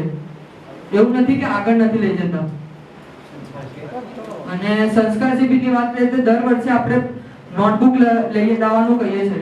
આ પણ માણસો છે પણ આ લોકો પણ કન્ટિન્યુ 4 દિવસ રાખવાના, તો દરેક પોઈન્ટ રાખવા પડે, દરેક બધું જ લેવું પડે. બધું જ આપણે 4 દિવસ આવ્યા છે તો 4 દિવસ આપણે બધું નવું હમણાં ચાલુ થયું. આપણે બહુ જૂનાથી સમૂહ લગ્ન કરીએ છીએ જે બહુ મોટું કહેવાય, જેમાં આપણે કન્યાદાન કરીએ છીએ. જે લોકોની દીકરીઓ નથી હોતી તે લોકો પણ કન્યાદાન કરે છે. તે પણ આ સમૂહ લગ્નનો ફાયદો ઉઠાવી શકીએ છીએ. બહુ ટાઈમથી આ વસ્તુ ચાલી રહી છે જેનો યોગ્ય ફાયદો. મારું નામ જતીન રાવલ, ટીમ ભારદ્વાજ. સમૂહ લગ્નના કાઉન્ટરમાં હું એ કહીશ કે આપણે દર વર્ષે અલગ અલગ ગામમાં સમૂહ લગ્ન કરીએ છીએ, પણ એના પાછળ એક ઇન્ટર વિલેજીસ જે ડિસ્પ્યુટ થતા હોય કે તમારા ગામમાં 5 વર્ષ છે અમારા ગામમાં 2 વર્ષ થયું તો એ એક મોટી પ્રોબ્લેમ થઈ જાય છે. બહુ મોટી નથી પણ we have to look on it. પછી બીજી ક્રાઉડ મેનેજમેન્ટ. આમ તો બેસ્ટ હોય છે પણ એન્ડિંગ જ્યારે કન્યાઓની વિદાય થતી હોય છે તે ટાઈમે ક્રાઉડ મેનેજમેન્ટ આપણે એકદમ કહીએ ને કે ડિટેરિયોરેટ થઈ જાય છે તો તે એક પ્રોબ્લેમ છે. પછી શ્રવણ યાત્રા એમાં આપણે મોસ્ટલી અબવ 60 એજ વાળાને જ લઈ જઈએ છીએ પણ આપણે બધા જાણીએ કે 60 ના ઉપર જાય ને એટલે આપણી જે બોડી છે આપણને કામ આપવાનું બંધ કરી દે. એવા ઘણા લોકો છે જેને 60 ના પહેલા પણ યાત્રા કરવાનું મન હોય છે જે પણ લોકો નથી કરી શકતા તો તે એક આપણે એડ કરવાની જરૂર છે. યસ પછી અત્યારે આપણે જે કરંટ કેવી રીતે ભણ્યું કે યુવા સમાજ આપણે મોટો કોન્સ એ છે કે આપણા જોડે પાર્ટિસિપેશન નથી એટલું. પહેલું વખત છે ઓકે કે આ વખતે ઓછા આવ્યા પણ વે ફોરવર્ડ એ છે કે આવતી વર્ષે અત્યારે આપણે એટલા છીએ તે આગળ જઈને દરેક જણે એટલીસ્ટ 3 જણને આવતા વર્ષે લેતા આવીએ તો જે આજે આપણે શહેર છે આગળ જશે. પછી ક્રિકેટ ટુર્નામેન્ટની વાત કરીએ તો આપણે અંડર 14 અને અંડર 18 નું ટુર્નામેન્ટ નથી રાખતા. ઘણા બધા બાળકો પણ છે. શું ખબર આપણે જો અંડર 14 અત્યારે ચાલુ કરીએ તો નવો સચિન તેંડુલકર પણ ઉભો થઈ જાય. પછી એમાં છે કે આપણે ટુર્નામેન્ટ વિન્ટરમાં રાખવી જોઈએ. વિન્ટરમાં ટુર્નામેન્ટ રાખવી જોઈએ એટલે કે શરીરમાં એનર્જી બની રહે. શિયાળા બધા ગામ જઈને તાપણી જ કરતા હોય અને મોસ્ટલી જો મુંબઈની વાત કરીએ મુંબઈમાં ક્રિસમસ વેકેશન ચાલતા હોય શિયાળા ટાઈમે તો એ ટાઈમે જો આવી એક્ટિવિટીઝ કરીએ તો છોકરાઓનું ભણતર પણ ના બગડે અને જે ટાઈમ જે વેકેશનમાં જે ફાલતુ ટાઈમ પાસ કરે છે તે પ્રોડક્ટિવ એક્ટિવિટીઝમાં કામ આવે. હવે એ કીધું કે ક્રિકેટમાં અંડર 14 નહીં હોતી પણ અંડર 14 રમાય છે. રણાસનમાં રમાય છે. રણાસનમાં અંડર 14 ની મેચ થઈ હતી અને સુરતમાં પણ થઈ હતી. અંડર 14 રમાય છે અને જે હિસાબે કે અહીંયા એટલું બધું પાર્ટિસિપેશન નહીં હતું તો ગુડ થિંગ્સ ટેક્સ ટાઈમ. મતલબ ટીપે સર્વર બનાશે બધા આવશે અને અહીંયા પાર્ટિસિપેટ કરશે. અને ક્રાઉડ મેનેજમેન્ટ લગન એક ઇમોશન મુવમેન્ટ કહેવાય. જ્યારે તમારી છોકરી વિદાય થતી હોય ને ત્યારે કોઈ પણ જાતનું ક્રાઉડ મેનેજમેન્ટ આપણે ગમે તેટલું ટ્રાય કરે કોઈ મા-બાપ રોકી નહીં શકે પોતાને અને એનું પણ રસ્તા નીકાળેલા હોય છે પણ ઇમોશનની એની જગ્યા ઉપર એટલે એ ક્રાઉડ મેનેજમેન્ટ નહીં થઈ શકે. પછી 60 શ્રવણ યાત્રા 60 પ્લસ એટલે હોય છે કે 60 પ્લસ જે માણસ હોય ને એને સેવાની જરૂર હોય 60 માઇનસ જો એને સેવાની જરૂર નહીં હોય પોતાના તરીકે પણ કરી શકે પોતે પણ જઈ શકે. 60 પ્લસ જે માણસ હોય એને ત્યાં લઈ જવું પડે ત્યાં બેહાડવું પડે ત્યાં ખવડાવવું પડે એને બધું બતાવવું પડે. હવે શ્રવણ યાત્રા એક એટલો સારો પ્રોગ્રામ છે કે જે મતલબ જે તમે મુંબઈ લાઈવ જોયું હોય એમાં હસબન્ડ અને વાઈફ બંને જણા કમાતા હોય હવે એના મા-બાપને શ્રવણ યાત્રા કરવાનું મન થાય પણ time due to lack of time એ લોકો નહીં જઈ શકે તો શ્રવણ યાત્રા જે 60 પ્લસ જે આપણા અહીંયાના ક્યારે કરતા એ લોકોને લઈ જાય ને એનું એક સપનું પૂરું કરે ને એ પણ આપણે કહી શકીએ છીએ કે મારી લાડલી વાઈફ અમને કીધું કે સમૂહ લગ્ન નથી તો સમૂહ લગ્નમાં પહેલા તો આ વખતે જે સમૂહ લગ્ન છે એમાં 2 મંડપ ખાલી હતા તે આપણી અને મોસ્ટ ઓફ ન્યૂઝમાં પણ આપણે આવે સમજમાં કે આ સમૂહ લગ્ન આટલું મસ્ત હોય છે કે ફલાણું ઢીમકામ આ વખતે કેટલી આપણી ઇન્સલ્ટ થઈ છે કે બાપરે હમણાં આટલા બધા સમૂહ લગ્નના 2 મંડપ ખાલી રહી ગયા એની શું ગેરંટી કે દર વખતે છોકરી કે છોકરા સમૂહ લગ્નમાં આવશે નામ લખાવીને એવી છે કોઈ ગેરંટી મોસ્ટ ઓફ વખત છોકરીઓ ભાગી જાય કાં તો છોકરાઓ ભાગી જાય બીજું કઈ આગળ આટલા 4 યર્સથી શિબિર અટેન્ડ કરું છું. રોજ સવારે યોગા માટે ઉઠીએ છીએ એન્ડ યોગાના જે સ્ટાર્ટિંગ શું હોય છે એ લોકો જ બધા અટેન્ડ કરે છે બાકી છેલ્લા જે બધા બેઠા છે બધા મસ્તી જ કરે છે અને તમે લોકો ઘરે જોવા ગયા કે એ લોકો યોગા કરે છે એ લોકો જેમ રૂલ્સ જે અહીંયા શીખડાવ્યા છે અહીંયા ઘણું બધું જ્ઞાન મળે છે ઘણું બધું સંસ્કાર મળે છે બધાને મતલબ એક સાથે રાખે છે પણ ઘરે જઈને તો કોઈ કંઈ કરતું જ નથી જે લેક્ચર્સ હોય છે અહીંયા જ હોય છે ઘરે જઈને કોઈ કરતું જ નથી કાંઈ અને પછી કેટલી સવારે ઉઠી રોજ મમ્મી પપ્પાના ચરણ છોવાના પછી બહુ બધા સંસ્કાર એ ઘરે તો કોઈ નથી. બ્રાહ્મણ તો સૌથી સન્માન વધારે મળે કોઈ પણ આપણે પૂજા પાઠ કરવાથી સૌથી સારામાં સારું આપણને ધ્યાન હોય સૌથી બધા મોટા આપણે જ કહીએ મોડે નીચું લાગ્યું ઓકે મતલબ અમે લોકો સૌથી મોટા કહીએ આપણે બધા મતલબ જે ના હોય બધા આપણા જે પાંડ્યા મતલબ જે અમુક સમાજ હિન્દુ ડ્રામા બધું કેવું કરે છે ગુજરાતી વાળા મસ્ત સારું કરે છે ડ્રામા બીમા મૂવી પણ આવી છે હવે તો બધી અને આપણા જે બધા ડ્રેસઅપ છે એ પણ બહુ મતલબ બહુ સારો દેખાય છે બહુ નવો ડ્રેસઅપ છે સાડી ને બધું અને આપણા માટે આપણે જે આપણે સમૂહ લગ્ન કરીએ છીએ એ સમૂહ લગ્નની તો કલ્ચર વાત થઈ કે આપણે જે મામા લાવે છે તો મામી પછી આપણે જે જમીનનું પેલું કરીએ છીએ બધું સારું છે જેવું આપને કીધું કે હિન્દુ ધર્મ સારું છે વાત બરાબર છે પણ આજના તારીખમાં કોણ હિન્દુ ધર્મને ફોલો કરે છે મુંબઈમાં સવારે ઉઠીને કોણે 2 પાણા કરવાનો ટાઈમ હોય છે તમે કહો લોક ભગવાન કરે છે ખાલી ઘરમાં ફોટો રાખી દે છે દીવાબત્તી પણ નથી કરતા અને ડ્રેસઅપની વાત કરો છો ડ્રેસઅપ કલ્ચર ગાયબ જ થઈ ગયો છે આપણો આપણે યંગસ્ટર જેટલી છોકરીઓ છે એ કુર્તી છોડીને એક નિયમ કહેતો કે વાત સાચી છે પણ આપણે કલ્ચરની પર ધ્યાન રાખવું જોઈએ આપણે હિન્દુ ધર્મ છે બોલાય ના અને સ્પિરિચ્યુઅલ પાર્ટિસિપેટ નીતિ નિયમ આપણા ઘરે નીતિ નિયમ છે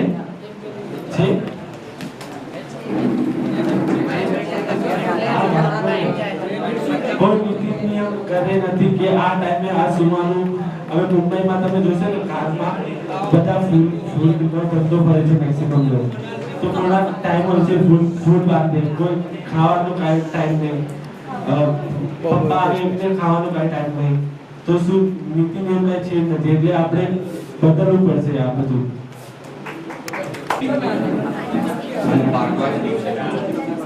વાત કરી આયુર્વેદિક વાસ્ત્ર વિશે અને નીતિ નિયમ વિશે હું કહેવા માંગુ છું કે આપણી પાસે હિન્દુ ધર્મમાં સંધ્યા પૂજા છે આપણી પાસે હવન છે સારામાં સારા હવન કરીએ છીએ પૂજા કરીએ છીએ આપણી પાસે બ્રહ્મ મુહૂર્ત છે જે સારામાં સારા નીતિ નિયમો છે જે આપણે પાલન કરી રહ્યા છે વર્ષોથી હિન્દુ ધર્મમાં કહેવા માંગુ છું કે જ્યારે ગલ્ફ કન્ટ્રીઝથી મિડલ ઇસ્ટથી જ્યારે લોકો આવેલા અહીંયા ત્યારે એ લોકોએ સિંધુ રિવર પર જે આપણું કલ્ચર હતું એ પરથી આપણું હિન્દુ નામ પડ્યું છે પણ આપણું ધર્મ જે છે એ સનાતન ધર્મ છે આપણે સનાતની કહેવાઈએ છીએ અને આપણે પ્રાઉડ છીએ એ વાત પર કેમ કે આપણે વેજીટેરિયન ફૂડ પર છીએ વર્ષોથી દેટ ઇઝ વાય આપણી પાસે યોગા છે એ કારણથી આપણે યોગા કરી શકીએ છીએ just because of vegetarian food અને એ કારણે આપણે વર્ષોથી મેડિટેશન કરતા આવ્યા છે અને આપણા વેદોએ લોકોને સાયન્સ મેથ્સ અને ઇકોનોમિક્સ જેવા બડા મોટા સબ્જેક્ટ્સ પર આપણને હેલ્પ કર્યું છે અને મોટા વેદ લખ્યા છે આયુર્વેદિક ભાષા પર વાત કરીશ તો આયુર્વેદે આપણને કેન્સર ડાયાબિટીસ જેવા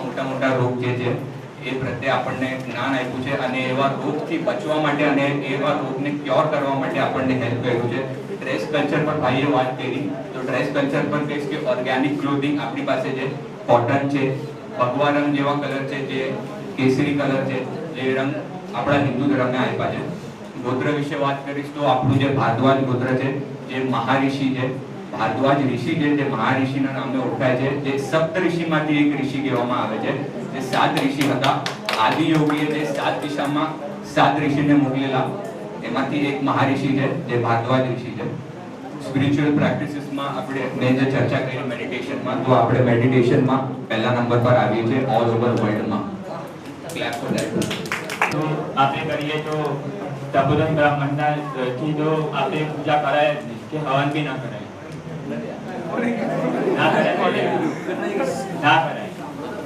અને વેસ્ટર્ન કલ્ચર અને એ બધું તો ચાલતું જ નથી અને અત્યારે તો સાડી ને લોકો તો કોઈ પહેરતું જ નથી ઘરે બધા વેસ્ટર્ન જ પહેરે છે ઘરે અને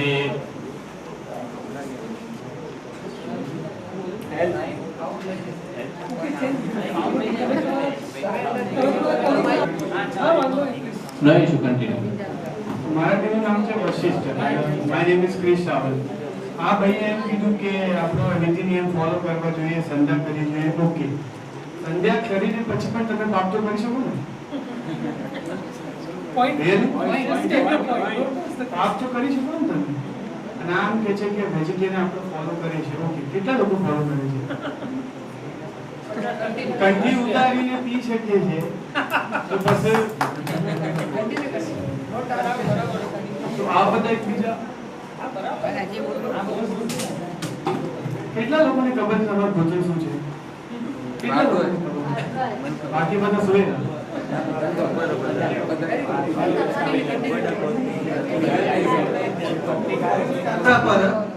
ક્વેશ્ચન પછી આન્સર ડ્રેસ કલ્ચરની આપણે વાત કરીએ તો એવું કઈ જરૂરી નહીં, આપણે લિમિટેશન પ્રમાણે વેર કરી શકીએ ને વેસ્ટર્ન કલ્ચર પર. It's up to you, it's up to us what we have you do. વાતાવરણને પવિત્ર બનાવે છે. આ ભાઈએ કીધું કે આપણે વેસ્ટર્ન કલ્ચર ફોલો કરીએ છીએ, એવું નથી. હવનમાં જઈએ તો આપણે સાડીને એવું જ બધું પહેરીએ છીએ. હું હવે હિન્દુ ધર્મની વાત કરું છું. રામાયણ અને મહાભારત જેવા ગ્રંથોમાં આપણને આપણી પ્રોબ્લેમ્સના નિવારણ મળે છે અને ઘણા બધા અત્યારે રોજ વાંચે છે, ભલે ટાઈમ ના હોય કે હોય. અમારા ઘરમાં પણ વાંચે છે મારા દાદા. પછી અબ્દુલ કલામજી પણ મહાભારત જેવા ગ્રંથ વાંચતા હતા, એમાંથી સોલ્યુશન ને બધું કાઢતા હતા. ધર્મ ઉપર કરવા જઈશ કે આપણા સમાજ, આપણો હિન્દુ ધર્મ હજી પણ એના 4 વર્ણો છે: બ્રાહ્મણ, ક્ષત્રિય, વૈશ્ય અને શૂદ્ર. તો હજી પણ એ લોકો અંદર એ લોકો વિવાદ રાખે છે કે આ બ્રાહ્મણ છે તો બ્રાહ્મણ સાથે બેસે, શૂદ્રને અર્ધુત કરતા. પણ હવે બધું હટાવીને આપણે હિન્દુ એક બનવા જોઈએ કે જ્ઞાતિવાદ છોડો और हिंदू धर्म को छोड़ो, बराबर. कारण કે આપણે એક થશું ને તો જ આપણે વિધર્મીઓનો પરાસ્ત કરી શકશું. કારણ કે એ લોકોના મનસુબા એટલા બધા અત્યારે ખરાબ થઈ ગયા છે કે એ લોકો આપણા હિન્દુ ધર્મની છોકરીઓને ભગાઈ જાય. જેમ આપણને આજે બેને વાત કરી હતી કે આ રીતના નરજીયાતના કેસો આ બધું થતું રહે છે, તો આપણે હિન્દુ ધર્મને જાગવાની જરૂર છે. હવે આમાં થાય છે એવું કે ધારો કે આપણા બ્રાહ્મણની દીકરી નાસી ગઈ, બરાબર, કોઈ મુસ્લિમ જોડે, તો ક્ષત્રિય વાળા શું આમ જોશે? અમુક લોકો, બધાની પણ અમુક લોકોની વાત છે કે એવું જોશે કે ભાઈ એ તો બ્રાહ્મણની છે ને આપણે શું લેવા દે. અરે પણ તમે હિન્દુ છો તો હિન્દુ તરીકે જાગો યાર. હવે નહીં જાગો તો ક્યારે જાગશો ભાઈ? તેમાં તમે પતન. બીજું ગોત્ર ઉપર વાત કરું તો ગોત્રમાં લગભગ 70% ખબર હોય છે, પણ આપણે નવી પેઢીને ગોત્ર વિશે સમજણ આપીએ. એવું નહીં કહેતો કે એમને ખબર નથી, પણ અમુકને ના ખબર હોય તો નવી સમજણ આપીએ તો એ લોકો એના ઉપર જાણકારી મેળવશે અને હિન્દુ ધર્મમાં વધારે દિલચસ્પ રીતે રહેશે અને એના વિશે જાણવાનો પ્રયત્ન કરશે નાના બાળકો. પછી એક બીજો મુદ્દો કહું કે આપણે બ્રાહ્મણ છીએ, આપણે કેવી રીતે રહેવું? આપણે આમ કહેવાય ભાઈ બધા કરતા ઊંચા, બરાબર, તો આપણે રીતે રહેવું પડે. હવે આજના અમુક યુવાનો બધા નહીં, 90% પબ્લિક, 10% એ પબ્લિક નોનવેજ ની લારી ઉપર બેઠી હોય. અને આ તમે બ્રાહ્મણ છો યાર, નોનવેજ ગામના કરે. એટલે આ બ્રાહ્મણની તમે સંસ્કાર બતાવો છો આ બધા.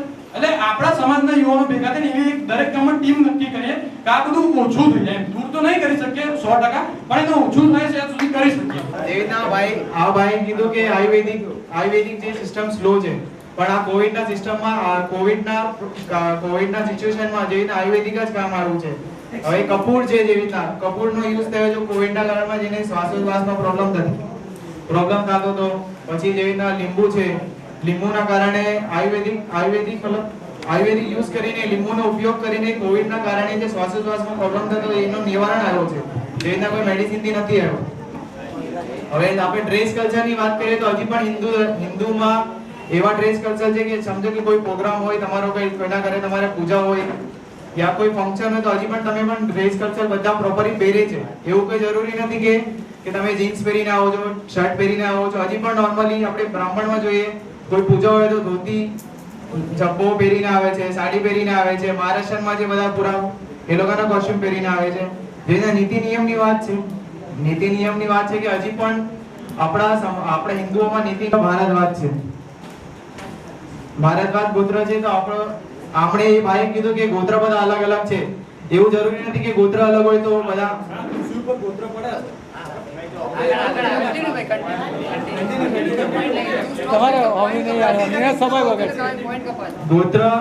ગોત્ર બહુ બધા જાતના છે. ભારતવાદ છે. પછી જે રીતના એ લોકોના જે કલ્ચરમાં આવે છે એ રીતના એ લોકો યુઝ કરે છે વસ્તુને. હવે હિન્દુ ધર્મ છે, હિન્દુ ધર્મ આપણને પ્રાઉડ આવે છે કે આપણે નીતિ નિયમ તો આપણો નીતિ નિયમ એવો હતો કે સવારે વહેલા ઉઠી જાવ, સાંજે ખાઈ લેવું. એ આપણા બ્રાહ્મણનો એવું હતું કે આપણે આપણા ટાઈમસર કરી લેવું, પણ એ હાલ ફોલો થતું નથી. પછી આપણે હિન્દુ ધર્મ વિશે કહીશું તો હિન્દુ ધર્મના બીજા બ્રાહ્મણો નહીં પણ બીજા જે આપણા બીજા છે કે દરબાર ને એવા બધા છે એ લોકો ડ્રિંક બહુ કરે છે, માંસાહારનું વ્યસન કરે છે, માંસાહાર ખાય છે, પછી બીજું તંબાકુ ને એવું બધું વ્યસન કરે છે. એ કરવું ના જોવે પણ એ બધા કરે છે. એ પણ એક મુદ્દો છે. પછી એક ડ્રેસ કલ્ચરનો છે. તો કોઈક સમય પહેરે છે ડ્રેસ, આપણે લગ્ન પ્રસંગ હોય કે કોઈ હોય તો ડ્રેસ પહેરે છે, નો ડાઉટ, પણ એવા ફંક્શનોમાં પણ નાના નાના ડ્રેસને પહેરી ફરે છે. એ પણ એક વિરોધ છે. પછી એક છે આપણે આયુર્વેદિક. તો આયુર્વેદિકનું કીધું કે આપણે કોરોનામાં યુઝ થયું શ્વાસ લેવામાં, પણ એના કરતા વધારે દવાખાનામાં યુઝ થયું કે ઓક્સિજન માટે બાટલા ને એ બધું આપણે ઓક્સિજનના બાટલા ચડાવ્યા, વેન્ટિલેટર ઉપર હતા. તો એ પણ આપણે બીજી એલોપેથીની દવા ઉપયોગ થઈ એ વખતે કામમાં ના આવ્યું એટલું બધું. તો આપણે એને આગળ કરવું જોઈએ. એ પણ એમને ચેક કરવું પડશે, કામમાં લેવું પડશે. પછી હિન્દુ ધર્મ વિશે બીજું ઘણું બધું છે, જેમ કે આપણે વધારવા જોઈએ. એ પણ એક નિયમ જ છે કે હિન્દુ ધર્મનો કે આપણે બધા ભેગા થવું જોઈએ, કે આપણે પણ ડ્રિંક ને એવું ના કરીએ. હેના રાવળ છે અને હું દીક્ષા મિત્રથી વાત કરું છું. હું એમ કહેવા માંગુ છું કે આપણે હિન્દુ ધર્મથી પહેલાથી આપણે શ્રાદ્ધ, ફાસ્ટ ને બધું કરતા આવ્યા છે. ફાસ્ટ તો આપણે હેલ્થના માટે પણ બહુ સારું કહેવાય, એ પણ આપણા હિન્દુ ધર્મમાં આવેલું છે. પછી આપણે ગોત્રની વાત કરીએ તો ગોત્રમાં આપણે જનોઈનું એક અલગ ફંક્શન રાખીએ છીએ. એમાં મસ્ત રીતે આપણને રૂલ્સ રેગ્યુલેશનનું પણ થોડું આપણને કહીએ છીએ, કહેવામાં આવે છે. પછી આપણે તપોદન બ્રાહ્મણ છીએ, તો આપણામાં એક વખત મેં પણ એવું સાંભળ્યું હતું કે તપોદન બ્રાહ્મણમાં શિવે એમ કીધેલું હતું કે કોઈ વખતે શિવની દર્શન ના થાય પણ તપોદન બ્રાહ્મણના દર્શન થાય તો એ શિવના દર્શન પહેલાથી જ આપણે સાડી ને ડ્રેસ ને બધું તો પહેરતા જ આવ્યા છે. પણ હા, આપણે મોડર્ન થી વેસ્ટર્નમાં જવું જરૂરી છે, પણ આપણે આપણા મર્યાદામાં પણ રહેવું જોઈએ. પછી બીજું આયુર્વેદિકની વાત કરીએ તો આજે જ પેલા મેમે એમ કીધું હતું કે આપણે હર જગ્યાએ આપણે મેડિસિન યુઝ કરી શકીએ, પણ કહીએ ને કે ઓલ્ડ ઇઝ ગોલ્ડ. તો પહેલાથી આયુર્વેદિક ચાલતું જ આવ્યું છે. તો આપણા મોદીએ શું કીધું કે 180 દેશમાં આપણે હરેક કોનામાં આયુર્વેદિક નાખશું તો એ સારું કહેવાય. કેમ આપણે મેડિસિનમાં વધારે પૈસા નાખીએ એના કરતાં આપણા ઘરેલા નુકસાનથી આપણી બોડીને સારું થતું હોય તો પછી આપણે એનું ધ્યાન રાખવું જોઈએ. પછી બીજું આમાં જો નીતિ નિયમ તો આયુર્વેદિકની એટલી સુવિધા છે. તો આ જે રીતે કે ટીબીની દવાઓ લાગે છે, ડોટ્સ છે, તો આપણે ગુજરાત સરકાર યા ભારત સરકાર ડોટ્સ કેમ વાપરે છે, આયુર્વેદમાં કેમ નથી વાપરતી? પછી એમને એમ કીધું કે આપણે વહેલા સૂઈ જવું જોઈએ. તો કોઈ જે નાઇટ પાલી કરતા હોય એ ક્યાંથી જીમમાં જવાના, ક્યાંથી યોગા કરવાના. પછી એમને એવું કીધું કે આપણે કોઈ પણ હિન્દુ રીતિ રિવાજ પ્રમાણે આ થયું, પણ હજુ કોઈ એવા છે જેમને પોતે ખબર નથી હોતી. જે રીતે આપણે કોન્સેપ્ટ છે કે 33 કોટી દેવી દેવતાઓ, તો કોઈ 33 કરોડ સમજે છે, કોઈ સમજે છે કે આ 33 પ્રકારના દેવી દેવતાઓ. વાસ્તવમાં એવું છે કે 11 રુદ્ર છે અને પછી 8 વસુ છે અને 2 અશ્વિની કુમાર, એમ બધા થઈને 33 પ્રકારના અલગ અલગ દેવી દેવતાઓ છે. તો આ એક નેગેટિવ પોઈન્ટ છે કે આપણા રીતિ રિવાજ આપણને ખબર નથી હોતી. પછી આમાં છે ડ્રેસ કલ્ચર. તો આમાં બધા એવું કહે છે કે મોડર્ન કલ્ચર, તો એ કેમ ખોટું છે? સાડીમાં આપણે જનરલી લઈ લો, સાડી હિન્દુ ધર્મમાં બધા સાડી પહેરે છે, તો એમાં કમસે કમ 4-5 ઇંચનો પેટના નજીકનો જે ભાગ છે એ ખુલ્લો રહે છે. મોડર્ન કલ્ચરમાં જેમને આમને પહેર્યું છે એમાં પૂરી બોડી ઢંકાઈ જાય, તો એમાં શું ખોટું છે? પછી આપણે જે ધોતીને એ પહેરીએ છીએ તો માની લો કે એ સુતરાઉ કાપડ છે, પણ જ્યારે ઠંડીમાં જીન્સ પહેર્યા હોય તો એ વધુ ફાયદાકારક છે. અને જીન્સ લાંબુ ચાલે છે, બધો બજેટમાં સસ્તું પડે છે અને સારું ચાલે છે. મોડર્ન કલ્ચર બી હોવું જોઈએ અને આપણા કપડાથી નહીં, આપણા વિચારોથી મોડર્ન હોવું. કેપેબલ નતો. મારા માટે બી કોઈ પ્રશ્ન હશે. મારા પપ્પા છે એ શેના માટે છે પહેલા, બરાબર? એના અગેન્સ્ટ એના ફેવરમાં પોઈન્ટ હોઈ શકે છે, પણ મામેરું છે શેના માટે? મામેરું એના માટે હતું કે તમે ઘરના અંદર, આજે તમે બીજા કોઈ સ્ટેટમાં જશો, મહારાષ્ટ્રમાં એમાં, બરાબર, તો ત્યાં આગળ તમે જોયું હશે કે તમારા જે પેરેન્ટ્સની જે પ્રોપર્ટી છે એની અંદર તમારા સૌનું એકદમ કે શ્રીમંતમાં અગર કોઈ પરિવાર ખર્ચો કરે છે તો એ યોગ્ય છે, કેમ કે જન્મ ઘડી ઘડી થવાનો નથી, એટલા માટે એવું જોયું હતું કે એક પતિની મૃત્યુ થઈ હતી, તો તેની સાસે 13 દિવસ સુધી કીધું કે જમીન પર સૂવું જોઈએ. તો આ બધી પ્રથા સમાજમાંથી નીકળી જાય એ બહુ ઇમ્પોર્ટન્ટ છે. એન્ડ એની સાસુ એને રોજ રોજ એક જ ક્વેશ્ચન કરે છે કે તારી મમ્મીએ સોનાની બંગડી આપી કે નહીં એમ. જે પણ એના પછીની પેરામણી હોય છે, તો આ બધું કોઈ ઘરવાળા અફોર્ડ નથી કરી શકતા, તો આ બધું સમાજમાંથી નીકળી જાય એવો જોઈએ એવી મારી છે. બરોબર, એ એમ કે છે કે ના હોવી જોઈએ. બરોબર, મૃત્યુ પછી જે પેરા હેલો, હા બોલો.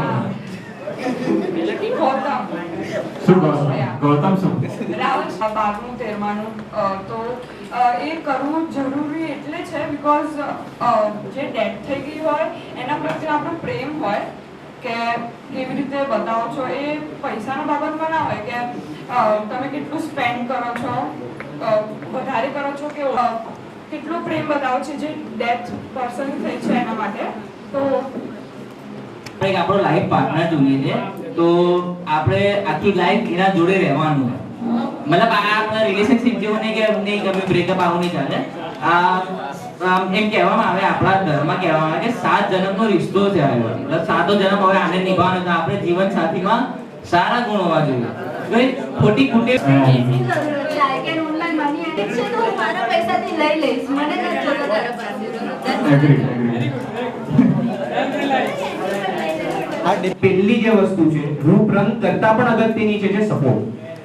અગર એ હશે તો બાકીનું તો ચાલી લેવાય, બાકીની તો ગાડી આગળ ચાલતી જાય. ઇટ્સ અ સપોર્ટિવ કેરેક્ટર હોવું જોઈએ ભાઈ. બરોબર, સિરિયસ ટોપિક છે.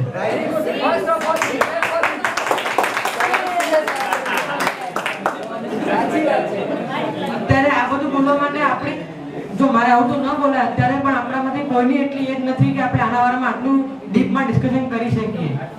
કેમ કે આપણા પેરેન્ટ્સ આપણને કે તમને ધોતા પણ નથી આવડતી, આ બધી વાતો કરો છો તમે.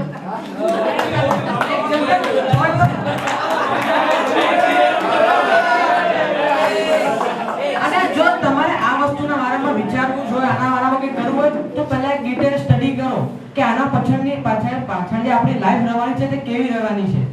પહેલા પોતે સક્ષમ બનો અંદર, પછી સામેવાળાની ક્વોલિટી જુઓ. તમારા પોતાના અંદર 50 પ્રકારના અવગુણ છે, સામેવાળો કેટલા ગુણ તમને ગણાવશે. ત્યારે હંમેશા એક વર્ડિંગને સાથે રાખો. આપણે એના માટે નથી કહેતા કે આ ચમચો છે, મમ્મીને પૂછે તો માગણી just go and join. Mostly બધું ફ્રી હોય છે, કાં તો ઇટ ઇઝ સ્પોન્સર્ડ. હમણાં તમને થોડી ટ્રેનિંગ મળી ગઈ છે, તો once you go and participate, I think you can go big way. કે કોઈ પણ બીજી અધર એક્ટિવિટીઝ માટે હું તમને બધાને કહીશ કે તમે પ્રેમનો નંબર રાખો. તમે જે પણ ફિલ્ડમાં તમે ઇન્ટરેસ્ટેડ છો, તમને એની પ્રોગ્રામ કઈ જગ્યાએ કેવા કયા ઇવેન્ટ થાય છે એની માહિતી આપશે પ્રેમ તમને. બીજું જે વાત હમણાં ભાઈએ કીધું કે તમારો પાર્ટનર સપોર્ટિવ હોવો જોઈએ. હું તમને 2-3 એક્ઝામ્પલ એવા આપીશ ને કે તમે એમ થશે કે ના સાચું. જે સૌથી મોટું ડિફિકલ્ટ કામ છે કે પોતાનું કામ છોડીને આ સમાજની સેવાના કામમાં પોતાનો ટાઈમ અને એફર્ટ્સ આપવાના, પૈસા આપવાના, અને તો પણ ઘરના લોકો તમને સપોર્ટ કરે. એટલે તમારા પાર્ટનર ખૂબ સપોર્ટિવ રહેલું છે, એ બહુ તકલીફ છે, એમને બીમાર છે, તો પણ એમણે પાર્ટનર એટલો સપોર્ટિવ છે કે જયાબેનને અહીંયા આપણા વચ્ચે મોકલ્યા. એટલે આ એક અન્ડરસ્ટેન્ડિંગ હોવી જોઈએ. જ્યારે અમે રુદ્રાક્ષ ચાલુ કર્યું, મેં વાત થઈ 2012માં જ્યારે અમે લોકો ફરવાનું ચાલુ કર્યું હતું, ત્યારે કિરણભાઈને અમે લોકોએ જેમ સંતે કીધું કે આપણા જે પ્રમુખ સ્વામી હતા એમણે સવારનો નાસ્તો કેટલા વાગે કર્યો હતો? 12:30 કર્યો હતો. જમવાનું કેટલું કાઢ્યું? 5:30 વાગે કર્યું હતું. હવે અમે તમને એક અમારું એક્ઝામ્પલ આપીએ. અમે લોકો છે ને ભાઈંદર રહેતા હતા બધા મોસ્ટલી, અને અમે લોકો ભિવંડી બાજુ બધું ફરવા માટે ગયા હતા. બધું ફર્યા, બધું બપોરે ચા નાસ્તાને તો કઈ ઠેકાણ નહીં, બપોરે જમ્યા નહીં, રાત્રે જમવાનું થઈ ગયું 1 વાગી ગયા. 1 વાગે કઈ જગ્યાએ હોટલ કે શું ખુલ્લું હોય? એટલે એક મિત્રે અમને એમ કીધું કે કાંદીવલીમાં પાવભાજી વાળો છે ને એ લેટ સુધી ખુલ્લું હોય. એટલે અમે લોકો ઓલ ધ વે પાવભાજી ખાવા માટે ક્યાં ગયા? કાંદીવલી. જમ્યા, બધું થઈ ગયું, 2-3 વાગે ઘરે આવ્યા. સેમ બીજા દિવસે અમારે રુદ્રાક્ષના કાર્યક્રમ માટે ફરવાનું હતું. પાછો આખો દિવસ ફર્યા બોમ્બેમાં, કાંદીવલી, બલાડ, બીજા બધા એરિયામાં ફરીને આવ્યા. સેમ નાસ્તો ના થયો, જમવાનું થયું, રાત્રે પાછા વાગ્યા 2. હવે જમવા પાછું ક્યાં જવાનું? કાંદીવલી. આ બધા એક ઇવેન્ટ છે જે અમે લોકોએ પોતે જોયેલું છે કે આમાં થઈ છે. હવે જ્યારે અમે તે ફરતા હતા એ વખતે કિરણભાઈને વાઈફને પગમાં કેન્સરની બીમારી હતી. હવે વિચારો કરો કે કેન્સરના નામ છોડીને સાંભળીને જ ઘણા લોકોના છક્કા છૂટી જાય, જતા રહે કોમામાં કે સારું મારા ઘરે આવડું મોટું દુઃખ આવ્યું છે તો હું ઘરે મારી વાઈફની સાથે રહું, એને કેર કરું. પણ એ સમયમાં પણ કિરણભાઈ સમાજ માટે ફરતા હતા ત્યારે અમે લોકો પણ એને સમજાવ્યું કે યાર તારી વાઈફ હરિદ્વાર ગયા હતા અને પેલી જે પહેલી શ્રવણ યાત્રા કરી હતી તો એ શ્રવણ યાત્રાના 4 દિવસ પહેલા કીધું કે નહીં સંદીપભાઈ તમે આજે હરિદ્વાર યાત્રામાં તમે સ્કીપ કરો, બીજા કોઈને આપણે મોકલી એ જોવા જશે. મેં કીધું ના, કેમ કે આ લોકોએ મારી સામે એવા એક્ઝામ્પલ સેટ કર્યા હતા કે પોતાનું કામ સાઈડ પર મૂકીને પોતાની બધાને જવાબદારી હોય છે, પોતાની ઘરની નોકરીની. આજે લોકો એવા એક્સક્યુઝ આપે છે, સાંભળીને અમને હસવું આવે છે અને ગુસ્સો આવે છે કે સાલા અમે લોકોએ આવી રીતે કરીને કામ કર્યા છે અને તમે લોકો અમને એવી એક્સક્યુઝ આવે છે કે અમને કોઈ ગવાડાથી મારે આવું હતું પણ મારી સાથે કોઈ હતું નહીં, મને કોઈ લાવવાવાળું હતું નહીં. શું રેડિક્યુલસ તમારા આન્સર્સ છે. તો એકદમ પાછો ધમાકેદાર થવાનો છે. એમાં એક લાસ્ટ ઇવેન્ટ છે બિરબલ સમાજનો. હવે બિરબલ થવા માટે શું જોઈએ? બુદ્ધિ. તમે જેટલી જગ્યાએ ફર્યા છો કોલેજમાં, હોલ આવી ગયો, કેમ્પસ આવી ગયું, હોસ્ટેલ આવી ગયું, હજી જમવા જાઓ, આંખો ખુલ્લી રાખજો, બધી જગ્યાએ જોજો કઈ જગ્યાએ શું છે શું નથી. આના ઉપર તમારા ક્લુ છે. ધાર્મિક જગ્યાનું એ વાળનું કેવું વર્ણન છે, તમારું કેલ્ક્યુલેશન મેથ્સ કેવું છે, એના ઉપર આખું આ બિરબલનું છે. એટલે હમણાં તમે જમવા જાઓ ત્યારે બધી નજર રાખજો કે ભાઈ હા કઈ જગ્યાએ શું લખેલું છે, કઈ જગ્યાએ શું છે, કોની ઓફિસ કેવી છે, કોનું શું છે, આ બધું ધ્યાન કરતા જોજો. કોલેજમાં ફરતા ફરતા કઈ વસ્તુ ક્યાં છે, સ્ટાફ રૂમ ક્યાં છે, બીજી રૂમ ક્યાં છે, કોમ્પ્યુટર ક્યાં છે, બધું જોતા જતા જજો. એટલે તમને એ વસ્તુમાં હેલ્પ થશે. આ એટલું ક્લુ હું તમને આપું છું.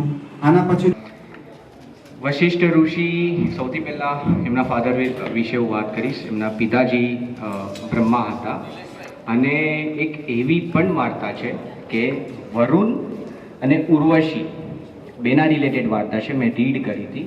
અને એ વાર્તા મુજબ એવી છે કે જ્યારે વરુણ કરીને જે દેવતા હતા, એકવાર ઉર્વશી કરીને એક સ્ત્રી હતી, એ કાઇન્ડ ઓફ લાઈક દેવતા જે હતા એમની તરફ એટ્રેક્ટ થઈ ગયા, મોહિત થઈ ગયા. એના કારણે જે વરુણ કરીને જે હતા એમનું વીર્ય સ્ખલન થયું, અડધું વીર્ય જે હતું એ, અને વસુ એટલે અડધું પાણીમાં પડ્યું, એટલે એ પછી એમનું નામ વશિષ્ઠ ઋષિ તરીકે પડ્યું. એક બીજી એક સ્ટોરી છે. ત્રીજી વસ્તુ, વશિષ્ઠ ઋષિને દશરથ રાજાના પ્રધાન તરીકે પણ ઓળખાય છે. ઋષિ તરફથી એ છે કે દશરથ રાજા જે હતા એમને પુત્ર પ્રાપ્ત નતા થતા, એટલા માટે એમને પ્રધાનને પૂછ્યું, એટલે વશિષ્ઠ ઋષિને પૂછ્યું કે હવે મને પુત્ર પ્રાપ્ત નથી થતો તો હું શું કરી શકું છું. તો એમને પ્રતિષ્ઠિત કરીને એક યજ્ઞ કરવાનું કર્યું. પ્રતિષ્ઠ કરીને એક યજ્ઞ જે આવે છે, એમને કીધું કે તમે આ યજ્ઞ કરો, એનાથી તમને 4 પુત્ર પ્રાપ્ત થશે. એનાથી દશરથ રાજા હતા. અને પાંચમી વસ્તુ વશિષ્ઠ ઋષિ તરફથી છે એ જે છે એ કે અયોધ્યા જ્યારે સૂકું પડ્યું હતું, એટલે જ્યારે અયોધ્યામાં પાણી નહોતું ત્યારે દશરથ રાજાએ ફરીથી એમને પ્રધાનને પૂછ્યું કે હવે અયોધ્યામાં પાણી નથી તો શું કરી શકીએ છીએ, આનો ઉકેલ શું છે. ત્યારે વશિષ્ઠ ઋષિએ જવાબ એ આપ્યો કે કરીને નામ આપ્યું.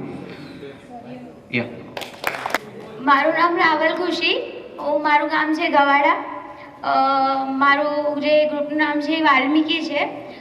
વાલ્મીકી એક ઋષુ હતા અને એ ઋષુ પહેલાં લૂંટારા હતા, મતલબ એ બહુ ચોરી કરતા હતા. ઘણીવાર એમ ચોરી કરતાં કરતાં એકવાર એ પકડાઈ ગયા તો નારદ મળ્યા એમને. તો નારદે એમને કીધું કે તું ચોરી શું લેવા કરે છે? તો એ કહે કે હું મારા ઘરવાળા માટે ચોરી કરું છું, મારા ઘરનું પેટ પાલન કરવા માટે. તો પછી નારદે એમને થોડું વિચારીને કહ્યું કે તું આ જ વસ્તુ તારા ઘરે જઈને તારા પરિવારવાળાને પૂછી જો કે તારા પાપમાં તારા ઘરવાળા ભાગીદાર થશે. તો વાલ્મીકીએ કીધું હું જઈને પૂછું છું. તો એમની વાઈફને જઈને પૂછ્યું, એમના મમ્મીને જઈને પૂછ્યું, તો કોઈએ રેડી ના થયું એમને પાપમાં ભાગીદાર થવા માટે. તો પછી આજે હું કશ્યપ ઋષિ વિશે થોડી માહિતી આપું છું. કશ્યપ ઋષિ એ મહાન પુરાણ સમયના જાણીતા એવા બ્રહ્માના 10 પુત્રમાંના એક પુત્ર મરીચીના તેઓ પુત્ર હતા. કશ્યપ ઋષિ સર્વોત્તમ ગ્રંથ એવા રચયિતા પરશુરામ અને રામના ગુરુ એવા કશ્યપ મરીચીના પુત્ર હતા. તેઓ વિવસ્તના પણ પિતા હતા. તેમણે 13 કન્યાઓ સાથે, જેવી કે દક્ષ પ્રજાપતિની દીકરી અદિતિ, દીધિ, 13 કન્યાઓ સાથે લગ્ન કર્યા હતા. તેમાંથી અદિતિ નામની કન્યા દક્ષ પ્રજાપતિની દીકરી તેમને ખૂબ જ પ્રિય હતી. તેમણે અદિતિ સાથે કુલ 12 દીકરા અને ઇન્દ્ર એમ 13. કશ્યપની પત્ની અદિતિથી ભગવાન વિષ્ણુએ તેમને અદિતિના પેટમાંથી જન્મ લીધો હતો અસ્તુ. બીજી team please pin drop silence. Hello, मैं मिस्टर कपिल देव बोल रहा हूँ. Thank you. डिस्क्वालिफाई. તમે પ્રોમ્પ્ટ કરો કે ભાઈ બેટ્સમેન છે, બોલર છે કે કોણ છે. તમને ખબર પડી આ ભાઈની ક્યાં ભૂલ થઈ?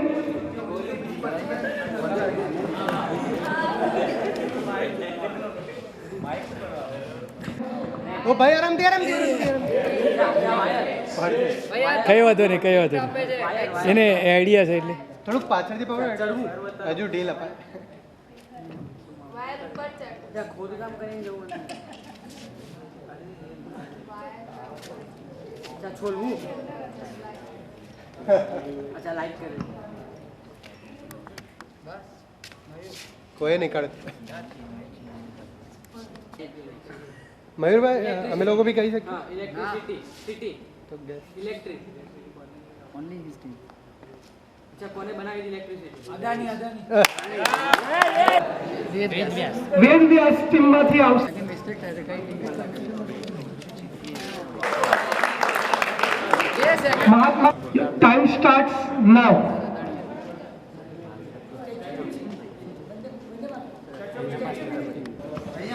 Your time starts now. બીજી લઈ લો. કોઈ પણ કરો.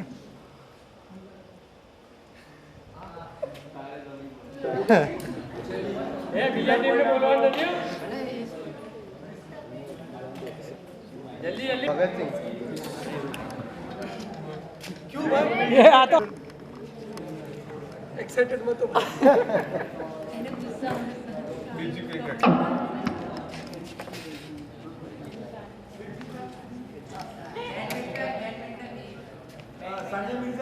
વાવ. એ ભાઈ તારી ટીમો છે માઈનસ પોઈન્ટ આપણ. Very good, very good. Good action, good prompt.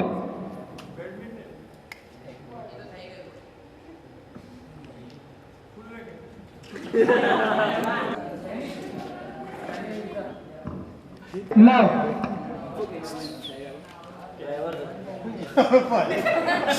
ઠીક છે ઉત્તમ કહ્યું. લોકોને દાન એવું કરે છે જાતે જઈને આપણે જેમ કે રોકડ ગેમ હોય તેમાં જઈને આપણે આ કોનો ગેસ કરવાના છે પિક્ચર અને આ નામ બોલશે ભાઈ. Time up. નહીં please start. Your time starts now.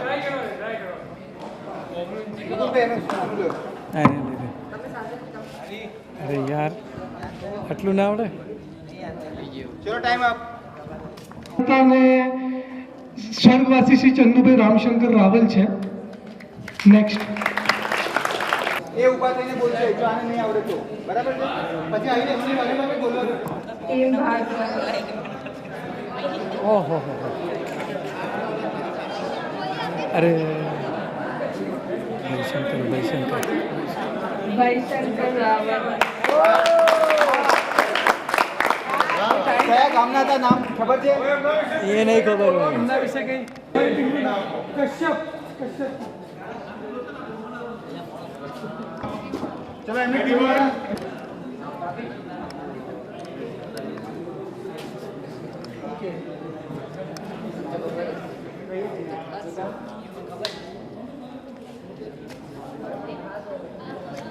Vijaybhai Raval. બીજો ફોટો છે એમના ફાધર છે